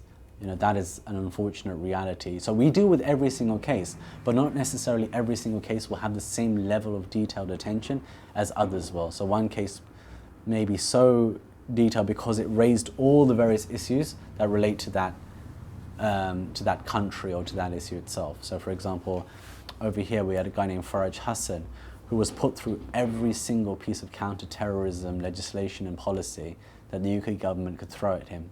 And in the end he was acquitted. He fought since 2002 up until 2010 for his freedom. They tried to deport him out of the country, they tried to extradite him out of the country, they tried to put him in a control order, and every single time the courts cleared him, saying to the government, what the hell are you playing at? You've got nothing on this guy.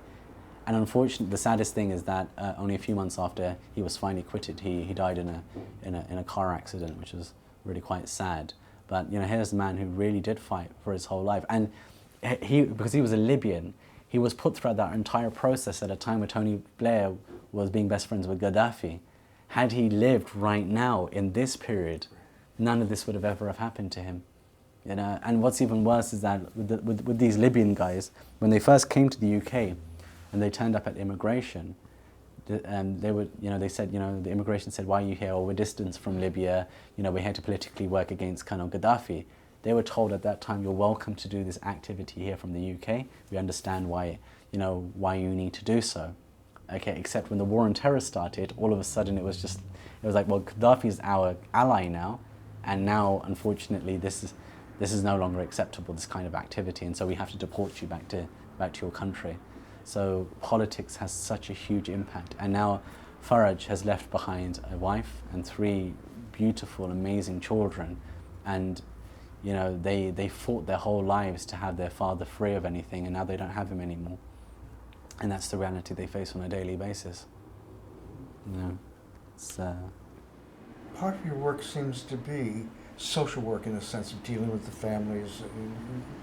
What kind of work do you do with the families? Well, I mean, with the families, initially I probably had a lot more contact. I still do when it comes to research, but what we also did is that friends of ours, we helped set up a sister organisation called HUGS, Helping Householders Under Great Stress. And the purpose of HUGS is to effectively give those families who have been affected by counterterrorism policies both financial, emotional, and you know, kind of spiritual support for what they're going through. It's separate to our work. They're a charity, we're not.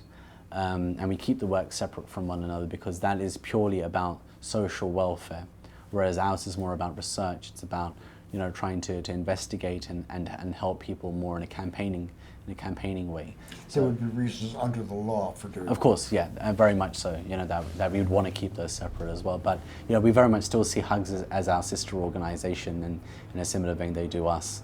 They see us the same as well. So you know, it's an important organisation, and in many ways, it's much more important than what we do because it provides practical support to the families on a daily basis. You know, sometimes, you know, some of these families have gone for years, almost a decade in some cases. One family, Adil Abdul Bari, his family, since 1998, he has been in detention without charge, facing extradition to the US. He has never been charged with a single crime, and he is still in prison today. That family has grown up without their father, and I think there's quite a few kids, I can't remember how many exactly, but there are a number of children, I think more than 5, and they've grown up without their father.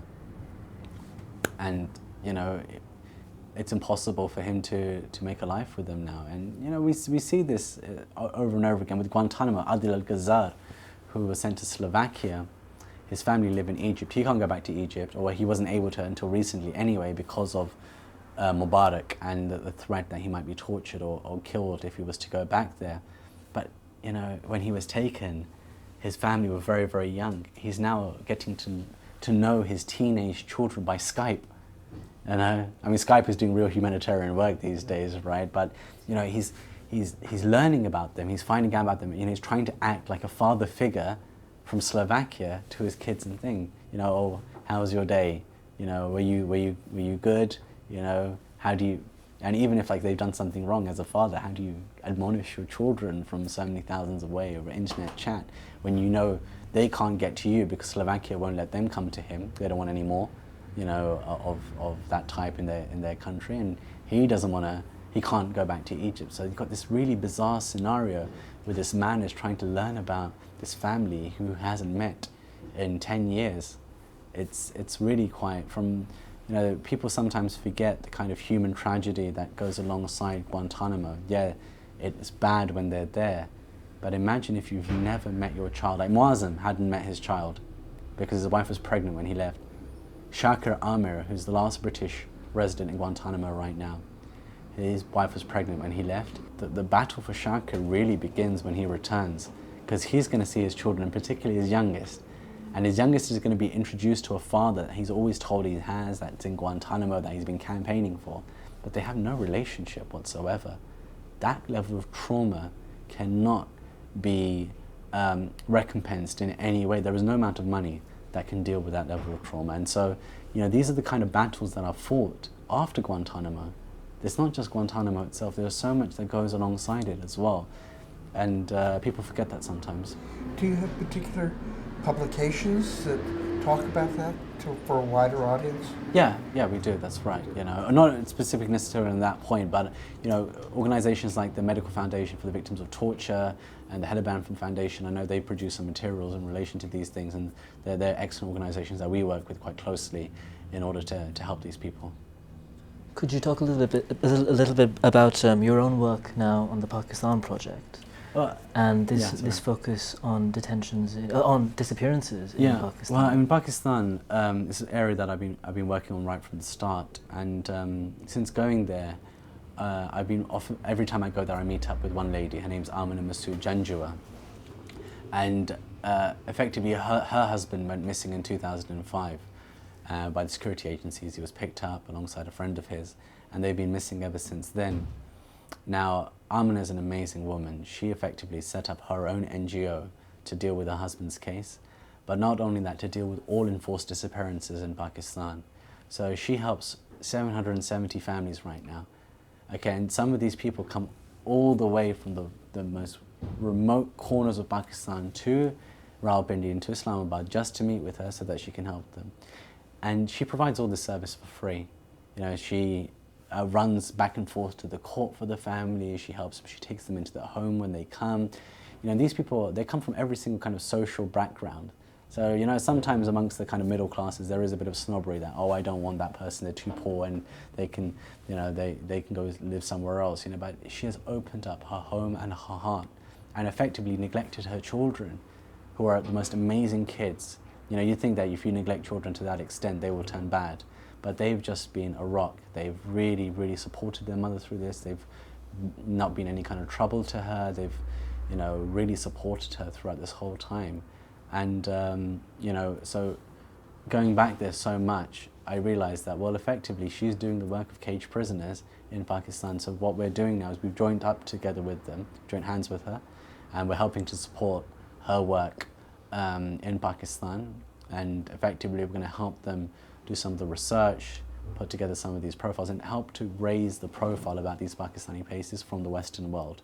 Because, you know, it really needs to be done. So she's done a fantastic job doing it in Pakistan. But, you know, it's time that somebody gave her a hand because she's got enough on her plate. What are the particular things you will do to help her research?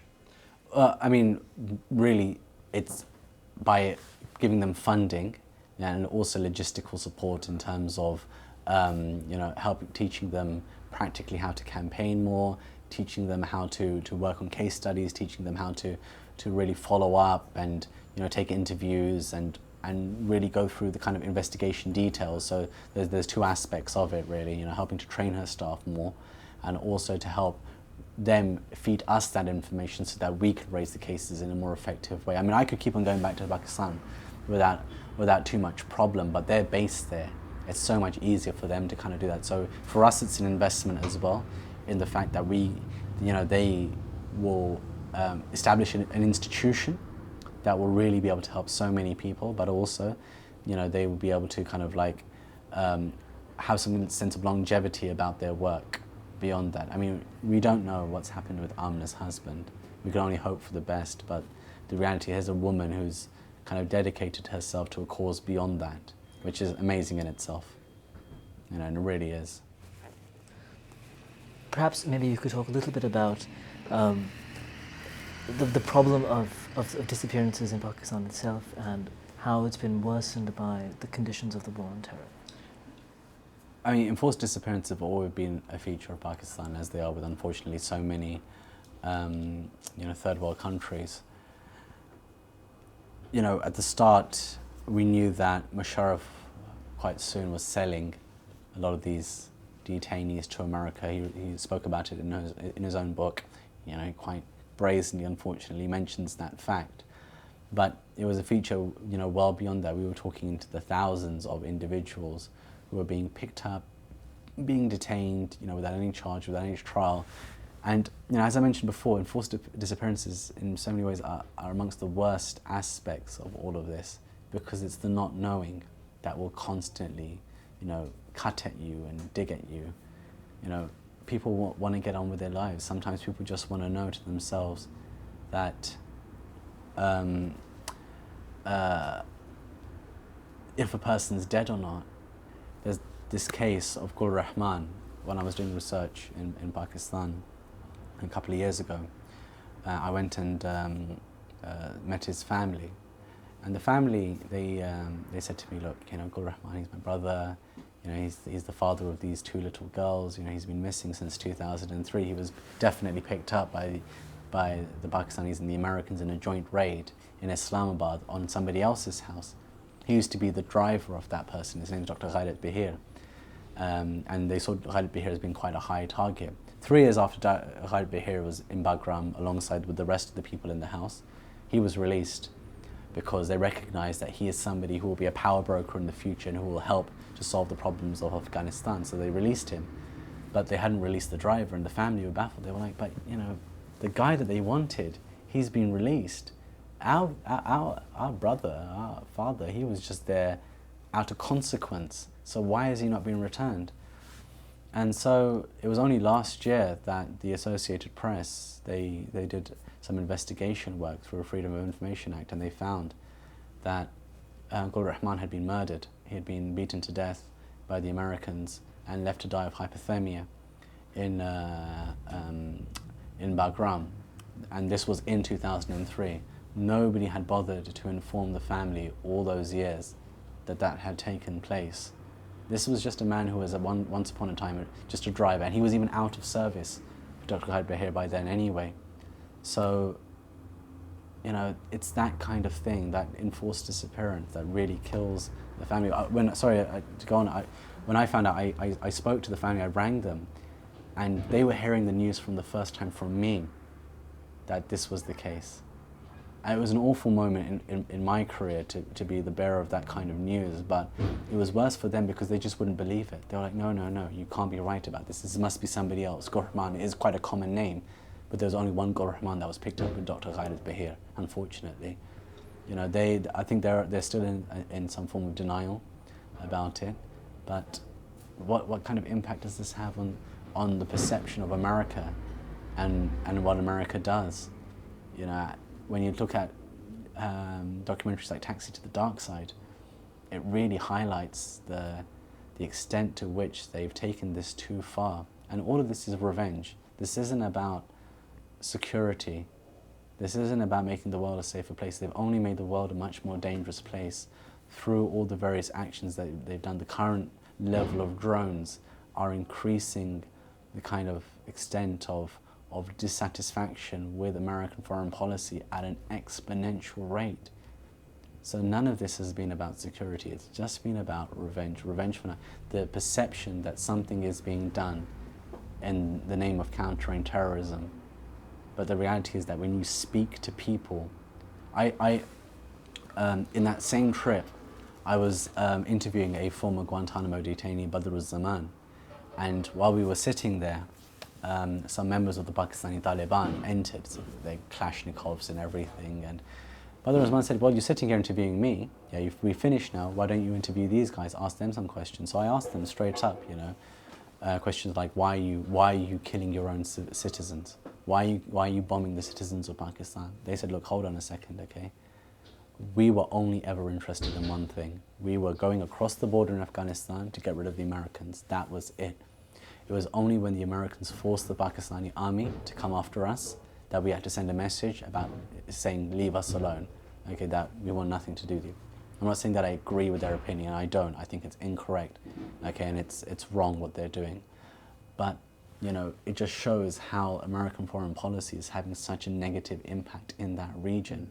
They're not right in what they're doing, but, you know, it comes from a place where effectively their ultimate goal is to remove an occupying force. That's how they see it. And they now see Pakistan's government as being proxy occupied, you know, because it keeps on just doing whatever the Americans are. So, you know, when these WikiLeaks have now started coming out about the Pakistani government saying behind the scenes that, okay, look, if you're gonna, can you just increase your drone strikes to this area as well, please?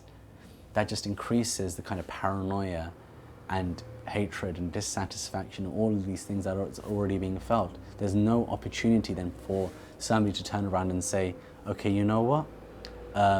We actually have to reconsider this position. It's just that you've just confirmed to us everything we ever knew about you. It's the same as the Abu Ghraib moment when Al-Qaeda turned around and said, this is American justice. This is America for you, everybody. You can see for yourself what America is, and this is what it is, which is sexual humiliation. It's about, you know, effectively torturing people and abusing them and doing whatever you can. So much for the rule of law, so much for justice. It's a farce, it's a joke. And that in turn makes, you know, people like ourselves, our work even more difficult, you know.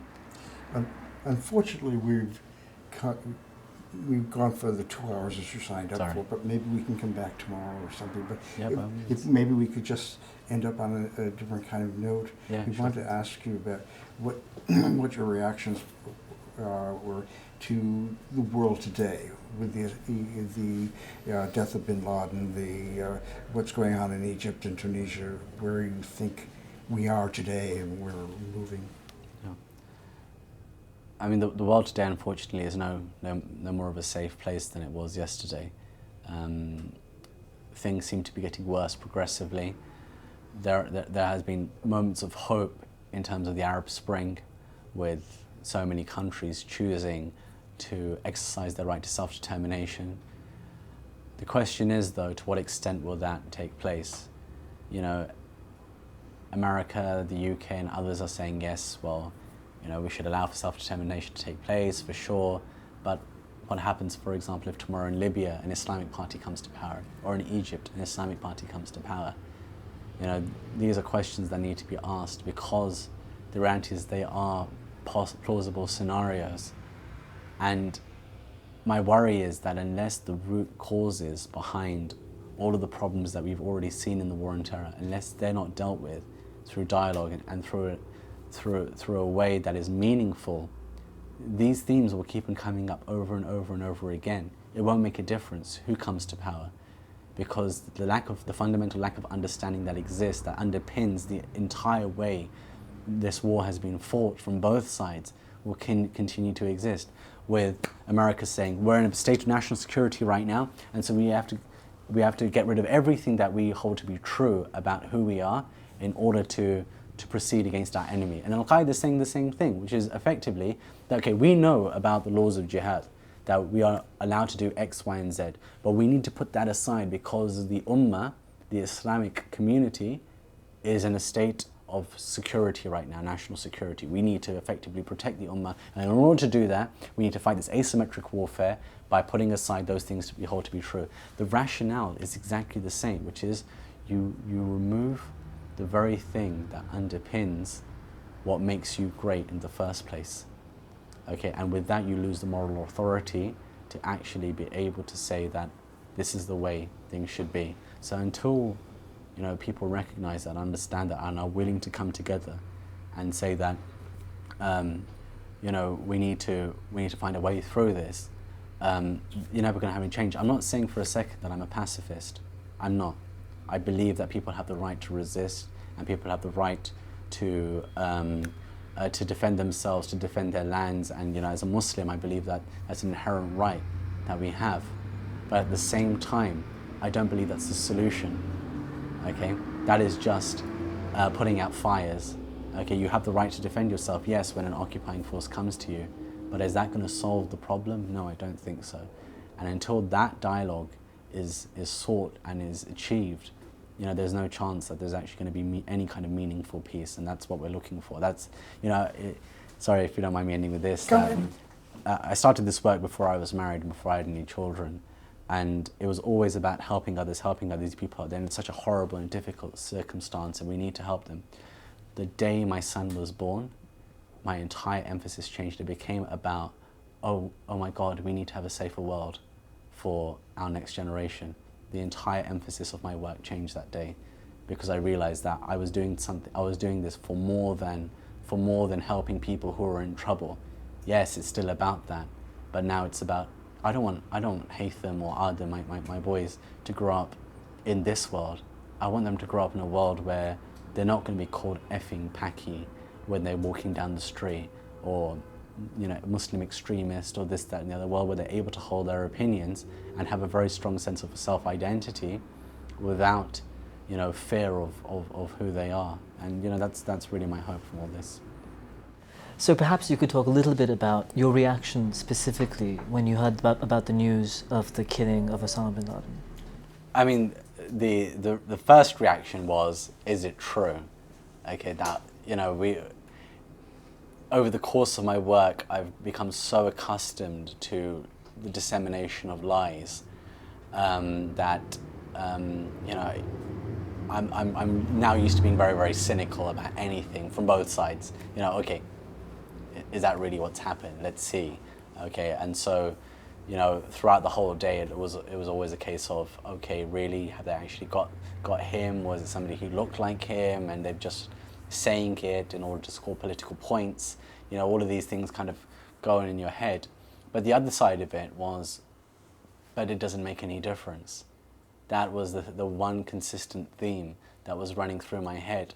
So what? You got Osama bin Laden, but Al-Qaeda and the sentiment that exists, the political grievance that exists, was not Osama bin Laden. The grievance exists because of all of the issues that have been raised over the years. You can't make that go away. You know, as a good friend of mine, Charlotte Holman, will tell you that abuse and grievance and trauma, they're generational, and they stay with you. You know, it's like people who say that as British-born Pakistani Muslims in the UK, we should have absolutely no gripes with colonialism whatsoever. But they completely fail to factor in the fact that, you know, it does impact on us when we study about it, when we read about it, when we see our parents, when we see the way they respond to things.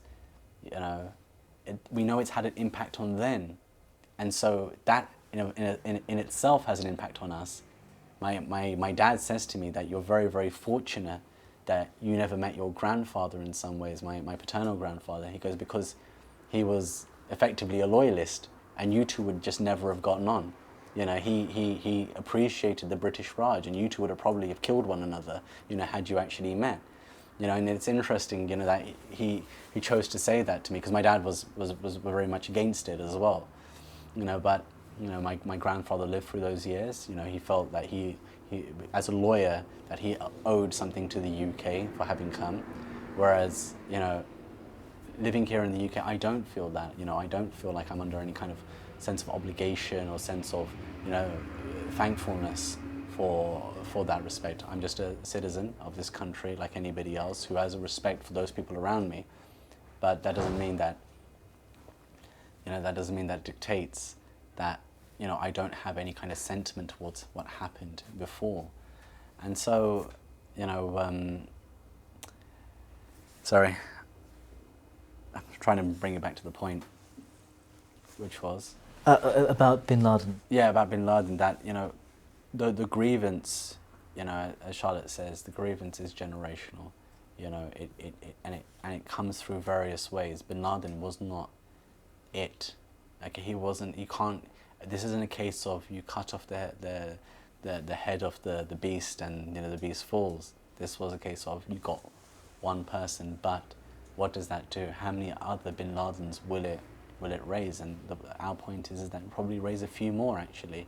Every single time you kill civilians in the northwest of Pakistan through drone strikes, you are effectively recruiting people to go ahead and do more. When I met those members of the Pakistani Taliban, you know, and, you know, they said to me effectively, you know, we've got people all the time coming to us saying, we want to give our life. We want to give our life for this cause. We're not recruiting them. They're coming to us and saying that they want to go. You know, and I asked why. They said because of everything that they see going on around them. They said that it doesn't require any kind of process of indoctrination. All they do is they see what's taking place to them on a daily basis, what's happening to their families, what's happening to their fathers, their sons, their husbands, and even their women and children, and that's enough for them. They don't need to know anything else after that. And that's why, you know, in my view, whenever people go on about, you know, the roots, the ideological roots of Al-Qaeda, Sayyid Qutb, Abdul Azzam, Ibn Taymiyyah, for me that's all a red herring, because these guys, they've been writing for years, and Ibn Taymiyyah has been, you know, been around for hundreds of years in terms of his works, but it's never had that kind of impact ever. Why? This whole thing is about grievance. It's not about ideology. It's not about Sayyid Qutb. It's not about Abdul Azzam. These people, yes, you know, they wrote some of the most brilliant works that there are in relation to, you know, identity and about jihad and various things. But they didn't say, go out there and kill Westerners using suicide bombings.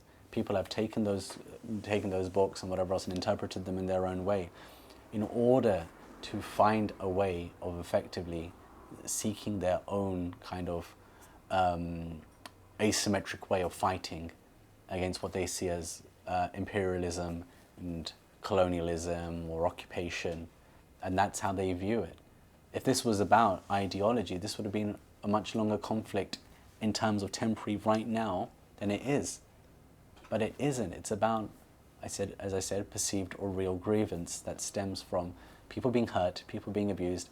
And what's interesting for me is how, and Muazzam, maybe you can speak to him about this in more detail. When he was held in Bagram, each cell in Bagram had an incident that related to an incident with the Islamic world. So, for example, East Africa bombings, and the cells were named like that.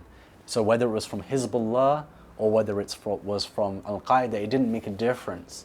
Okay, just every single incident. And you know, if you know the nuances in the Islamic faith, you know that Shias and Sunnis don't really have anything to do with one another. But they were generationally linking the current war on terror to every single incident of US and Islamic conflict that took place before it. So to claim then that this is somehow just about this current ideological war against Al-Qaeda, it's nonsense. This is generational. As for Al-Qaeda and those who associate with that kind of tendency, as much as it is for the Americans. And I'm sure Muazzam will be able to tell you about that in a much more eloquent way than I could ever. In the book, when it was published, I was struck by the sense of optimism in the book about the election of Obama and the change perhaps with Brown. And it catches a moment in time. Yeah. What happened to that optimism? During the primaries, I was again at my in-laws' house, and my mother, and I'm considered the politics expert in the house, right? It's just like, oh, well, let's ask Asim. He'll know what the answer is to these things. And so they were like, so what do you reckon? Barack Obama. I said, I like the look of him, yeah, but America's not ready for a black president. It never will be. It'll be many, many decades before that happens. I said, you're looking at Clinton as the next president. Might as well start talking in those terms now. What do I know, right? So I mean, it was amazing. It was amazing for me. I remember being on the phone to my brothers, just because they're quite politically aware as well, and I speak to them about all sorts of things. But it's just like, this could be it. This could actually be the turning point that we're looking for. This guy's intelligent. He comes from a slightly kind of more understanding left background. He's a Democrat. He's black. Come on, people, he's black. You can't get better than that, really, can you? Other than he's got Hussein in his name as well. That's got to mean something, right? And it was just one tragedy after the next. And then, of course, he closes Guantanamo or signs the executive order to close it. It's just like, oh my God, this is actually going in the right direction.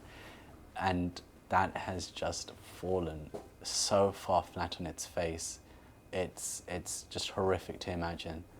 I have never, ever been so despondent about anything as I have about this in my work, really. The speech to the Middle East, once again, a wonderful, wonderful speech that had so much hope. This is the Cairo speech. Yeah, the Cairo speech that had so much hope in it in terms of actually understanding what this conflict is about and how to change it. But, it's the same mistakes all over again. There's no difference. There's no difference in the policy. Yes, he doesn't torture people anymore, but now he just extrajudicially kills them. The essential due process element that everybody recognizes is still missing. What you don't think Muslims in the northwest of Pakistan understand what it means to be killed extrajudicially? Of course they do. It's their lives. And in fact, it's worse than torture. Muazzam, Feroz, Shakir, hopefully when he gets back, all of these guys will see their families again. And however traumatic that will be, they will see their families. The person who was murdered, doesn't get that opportunity. And it's not just about the person, it's about the children as well who died in collateral damage. It's about their wives, their mothers, their grandparents. It's everybody. They don't get that opportunity. They don't get that voice. Muazzam, what is the testament to Muazzam? It's the fact that his voice became known. It's the fact that he came out and he forgave and he said, you know, let's work towards actually solving this problem now. And even the WikiLeaks from the ambassador to Luxembourg, the US ambassador, who's writing back to the State Department saying, wow, this guy's doing our work for us. You know, he's really brilliant. He's so forgiving. It recognizes that this is the reality. Okay, but unfortunately, people who are dead don't get that voice ever. They never get the opportunity to say that we were wronged. And all it does is that those who are left behind get left with the hole in their hearts where that person used to be. And they have to fill that with something. And unfortunately, that something is more often than not revenge. They see it as fighting the occupier or whatever, but the reality is that most people will find whatever avenue they can in order to fill the gap that's left in their heart. And did you see any cause for optimism or hope when there was so much outcry against the Brown's attempt to extend the number of, you know, the days permissible without charge? That for me was a complete red herring. It's like saying, okay, you know, we're going to ask for 90 days, okay, but do they really want 90 days? Or maybe they wanted 42 in the first place. So if you ask for something ridiculous, the compromise will always see like a moderate position. But the reality is that, you know, there is no other country that has anywhere the same number of days of detention, pre-charge detention. You know, not even America has that many days. And it's absolutely ridiculous to imagine that we had that. We had that, you know. And people were patting each other on the back saying, oh, this is brilliant, you know, we stopped 90 days getting through. Yeah, but can you imagine the young Muslim male who's got a job at a very nice place and whatever else, he gets picked up for 28 days. Do you honestly, and for terrorism reasons, his name's plastered all over the media, do you honestly believe his life is still going to be there waiting for him when he returns? And his employer is just going to say, oh, don't worry, Abdul, yeah, it's okay. We understand that it was just a mistake and your community is criminalized. The only person, who could go through a process like that and keep his job is probably me. The young Pakistani male who gets arrested for 28 days or whatever the latest number is, he has no opportunity to get his life back after that. Absolutely none whatsoever. You know, his employer knows that he was arrested for reasons of terrorism, and they don't care.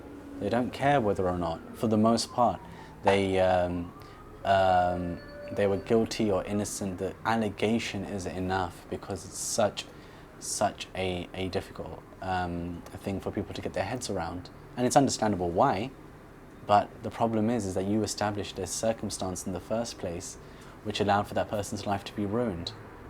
You know, and it's you know, I remember Tony Blair talking about why 7 days pre-charge detention was horrific prior to him becoming Prime Minister. As a junior, whatever his role was at the time. Can you imagine that the man goes from that, the man who brought in the single most important piece of human rights legislation this country has seen since the Magna Carta, the Human Rights Act of 1998. Right. Okay, the man who brought that in will never be remembered as a human rights friendly Prime Minister. That's an awful legacy, because it was. There's no piece of legislation more important than the Human Rights Act of 1998. It incorporated the European Convention of Human Rights. And yet, will anybody remember him for that? They won't. They'll remember him as somebody who was involved in a war on terror where, you know, hundreds and thousands of people lost their lives, if not million now. Yeah, Liz and I attended a seminar at CCR last Tuesday, and Gita talked, and part of her presentation was that she and us, the audience, that we have to realize that what we thought was temporary is permanent. Do you think that's too harsh? Or no, I think Gita's hit the nail absolutely, and Geeta is an absolute scholar in this field, you know, really she is. And, you know, when she says something like that, people should sit up and listen, because there is nothing temporary about this. There is no, there is no group that can be identified, that can be killed or detained or given a trial to end this. This is so much deeper than that. This is about you know, so much hurt that you cannot simply just cleanse it through some kind of military action, because it will keep on perpetuating itself. You know, if you look at cases like that of Roshanara Chaudhary, the young girl who stabbed the minister here in the UK, where does that come from? It comes from, you know, if obviously everything about what they've reported about it is correct, it comes from a place where somebody feels that they don't have any avenue left other than to do that thing. It comes from intense marginalization, and it's very difficult to bring people back from that. But that whole process of marginalization isn't something that is just for the individual, it's for the entire community. So you have people of my parents' generation saying things like, you know, don't get involved politically with these things. Okay, not my parents. My parents are very, very supportive of what I do. My mum still wanted me to be a corporate lawyer and do this stuff part-time. That was her wish. But, you know, unfortunately, you know, I couldn't do that. But I know so many people whose parents say to them, don't get involved with this, because if you do, then they're going to come after you next. Okay, they're going to become a target for them. So don't put your head up, don't get involved in any kind of politics. And so what happens? The community becomes introspective and does not voice itself. Frustration builds up. These young people who have got no avenue to vent those frustrations, they're going to effectively come to a boiling point at some point or another.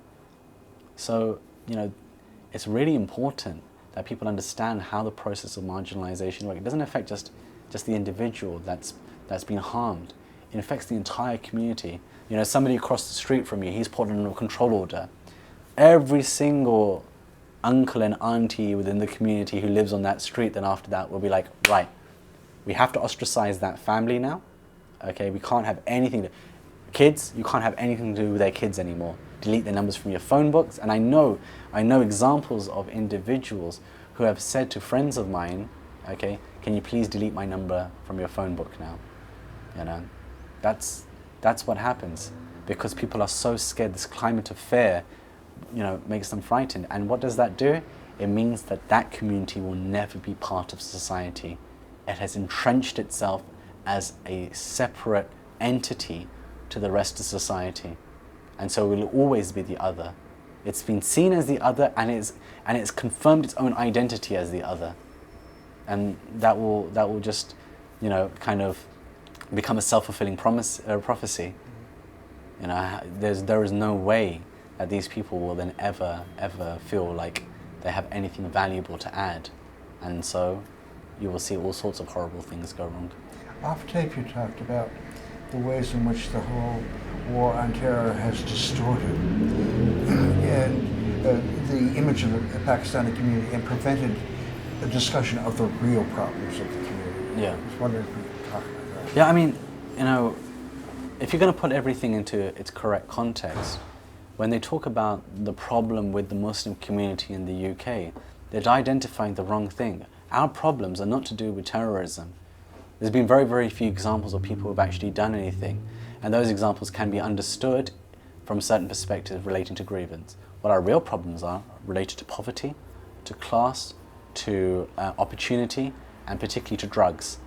We have the highest ratio by demographic in prison in the UK, particularly amongst British-born Pakistanis and British-born Bengalis, the highest number. And that comes specifically from issues related to class opportunity and criminal activity. If the government spent as much money on anti-drugs and providing access to universities and higher education as it does against terrorism, a lot of their problems would go away. A lot of problems relating to detention, a lot of problems relating to to social inclusion, to cohesiveness, all of these problems would go away, because these people would come out of the kind of status quo that they're forced to live through every single day. They're told every single day of their lives that because you are not particularly bright, you're more susceptible to extremism, and because you're more susceptible to extremism, we have to implement all of these policies which effectively criminalize your entire community. And all they hear is you're a terrorist. That's all they hear. And it just entrenches their ghetto mentality even further. That is an unacceptable situation, and it is completely the wrong way to deal with things. If they want to deal with them, they have to provide access, they have to allow people to educate themselves and to really make a difference within their own communities. The problem you've described seems to be true and growing in other parts of Europe as well. Yeah. This image of this problem of the discourse. Yeah. And one of the goals of Cageprisoners is also, as a campaigning group, is to intervene in this discourse. Mm-hmm. What hope do you have in the future for methods of building on the work that you've already done and drawing from that in trying to change this discourse? The thing about discourse, it's somewhat incidental to our work. We never started off thinking about it. Our whole thing was due process. But what we realized is that until we can change people's perceptions about the narrative that is taking place, we're never going to be able to actually help the real problems that are going on. So one of our board members, when we were discussing our remit and how we operate, he gave the example of there's a man who's throwing babies down a river. Do you save the babies, or do you stop the man who's throwing them? And obviously the obvious conclusion in that is that you have to do both at the same time. But the more important thing is to stop the man throwing the babies. Why? Because until you do that, those babies are coming down. They're going to be thrown one by one and one and one, and it's just never going to end. So part of stopping the entire process is to change the discourse. So one of the things that we try to change the discourse about is jihad, as an example. It's something that I talk about in my book, that until there is a space for mosques and community centers up and down the country to speak about what jihad is, people will only ever get that information from the internet or from individuals who are talking about these things in a clandestine way. That's the reality. The mosques are too scared. The climate of fear exists. No, we can't speak about the J word because that's too scary. Because we will be criminalized, we'll be put in prison, and that's it for us. We can't talk about Palestine in that way, we can't talk about Iraq in that way, we can't talk about Chechnya in that way, or Afghanistan in that way, because if we do, that's it for us. But that's the only avenue these people have to learn about what is right and what is wrong. And if our mosques don't teach them that, who is going to? Because they're concerned about it, they're worried about it, they want to know what is the Islamic position about what's going on in Iraq and Afghanistan right now. What is our responsibility as individuals living in the UK towards that? And until you give them that, how are they going to learn? They're going to learn it through whatever means they can. And unfortunately, more often than not, that will be the wrong message. There's no way of us figuring out how to change that, though, other than opening up spaces for them to speak about these things, and not through government-funded initiatives, which would be completely counterproductive. So say, okay, we found some scholars who we think are really great, and they're going to teach all you darkies exactly how things should be. This is what Islam is, and this is how you should practice your religion. Oh, thank you. I never really knew what Islam was, and I really, really appreciate you telling me. Except the problem is that the scholars you identified are preaching to the converted, because the only people turn up are religious corporate lawyers and accountants and people who have already established themselves in the society and aren't particularly interested in these kinds of things. And so they sit there and clap. Yes, extremism is bad and terrorism is bad, and yes, you've done a wonderful speech. The people who that message should be getting to look at the speaker list and think, yeah, it's not my cup of tea, because I don't really think that guy's a Muslim, and I don't really think that guy's a Muslim, and I don't really think that guy's a Muslim. So you've defeated the purpose behind the initiative in the first place, but they pump millions and millions of pounds into these things. But it's to no avail at the end of the day. You've got to remove this climate of fear exists through the legislation that exists, open up that freedom of expression, give people the space to debate, really debate, even allow those people you would find distasteful, okay, to some extent, obviously, to debate in the mosque and to challenge them over it, so that people can see for themselves what the truth of the situation is. If you don't do that, then they're never going to learn, and they're just going to find out what they can from whatever source they can. And and I was worried that that's going to come from the wrong perspective. Does Cageprisoner make a special attempt to reach youth? I mean, we talk at universities and schools and society halls and mosques all over the country, Muslim in particular, but I do as well. And it's a very, very difficult message that we give, actually, because effectively what we're saying is that the US, the UK, Western countries generally have effectively targeted you as a community and are saying that we are willing to put aside all of the things we hold dear in order to criminalize you. But you know what? You should still work within the system. It's a very, very difficult sell, okay? I tell you that now. Because the guy's sitting there thinking, are you messing with me? Are you serious? You've just told us, yeah? And we know ourselves already that everything is pitched against us and you still want us to work within the system. But we have to give that message and we have to sell them that message. And so that's why I always say that the people doing the most amount of counter-terrorism work in the UK is us and organisations like us, like the Islamic Human Rights Commission and others. They're the ones who are effectively giving the message that, look, there is still a space for us to make a difference and you've got to use that space in order to change things. But they don't want to hear it. Okay, the government doesn't want to hear that. They just want to hear that, look, we have identified these group of people that are going to go into the mosques and they're going to make a real big difference by telling everybody how bad terrorists are.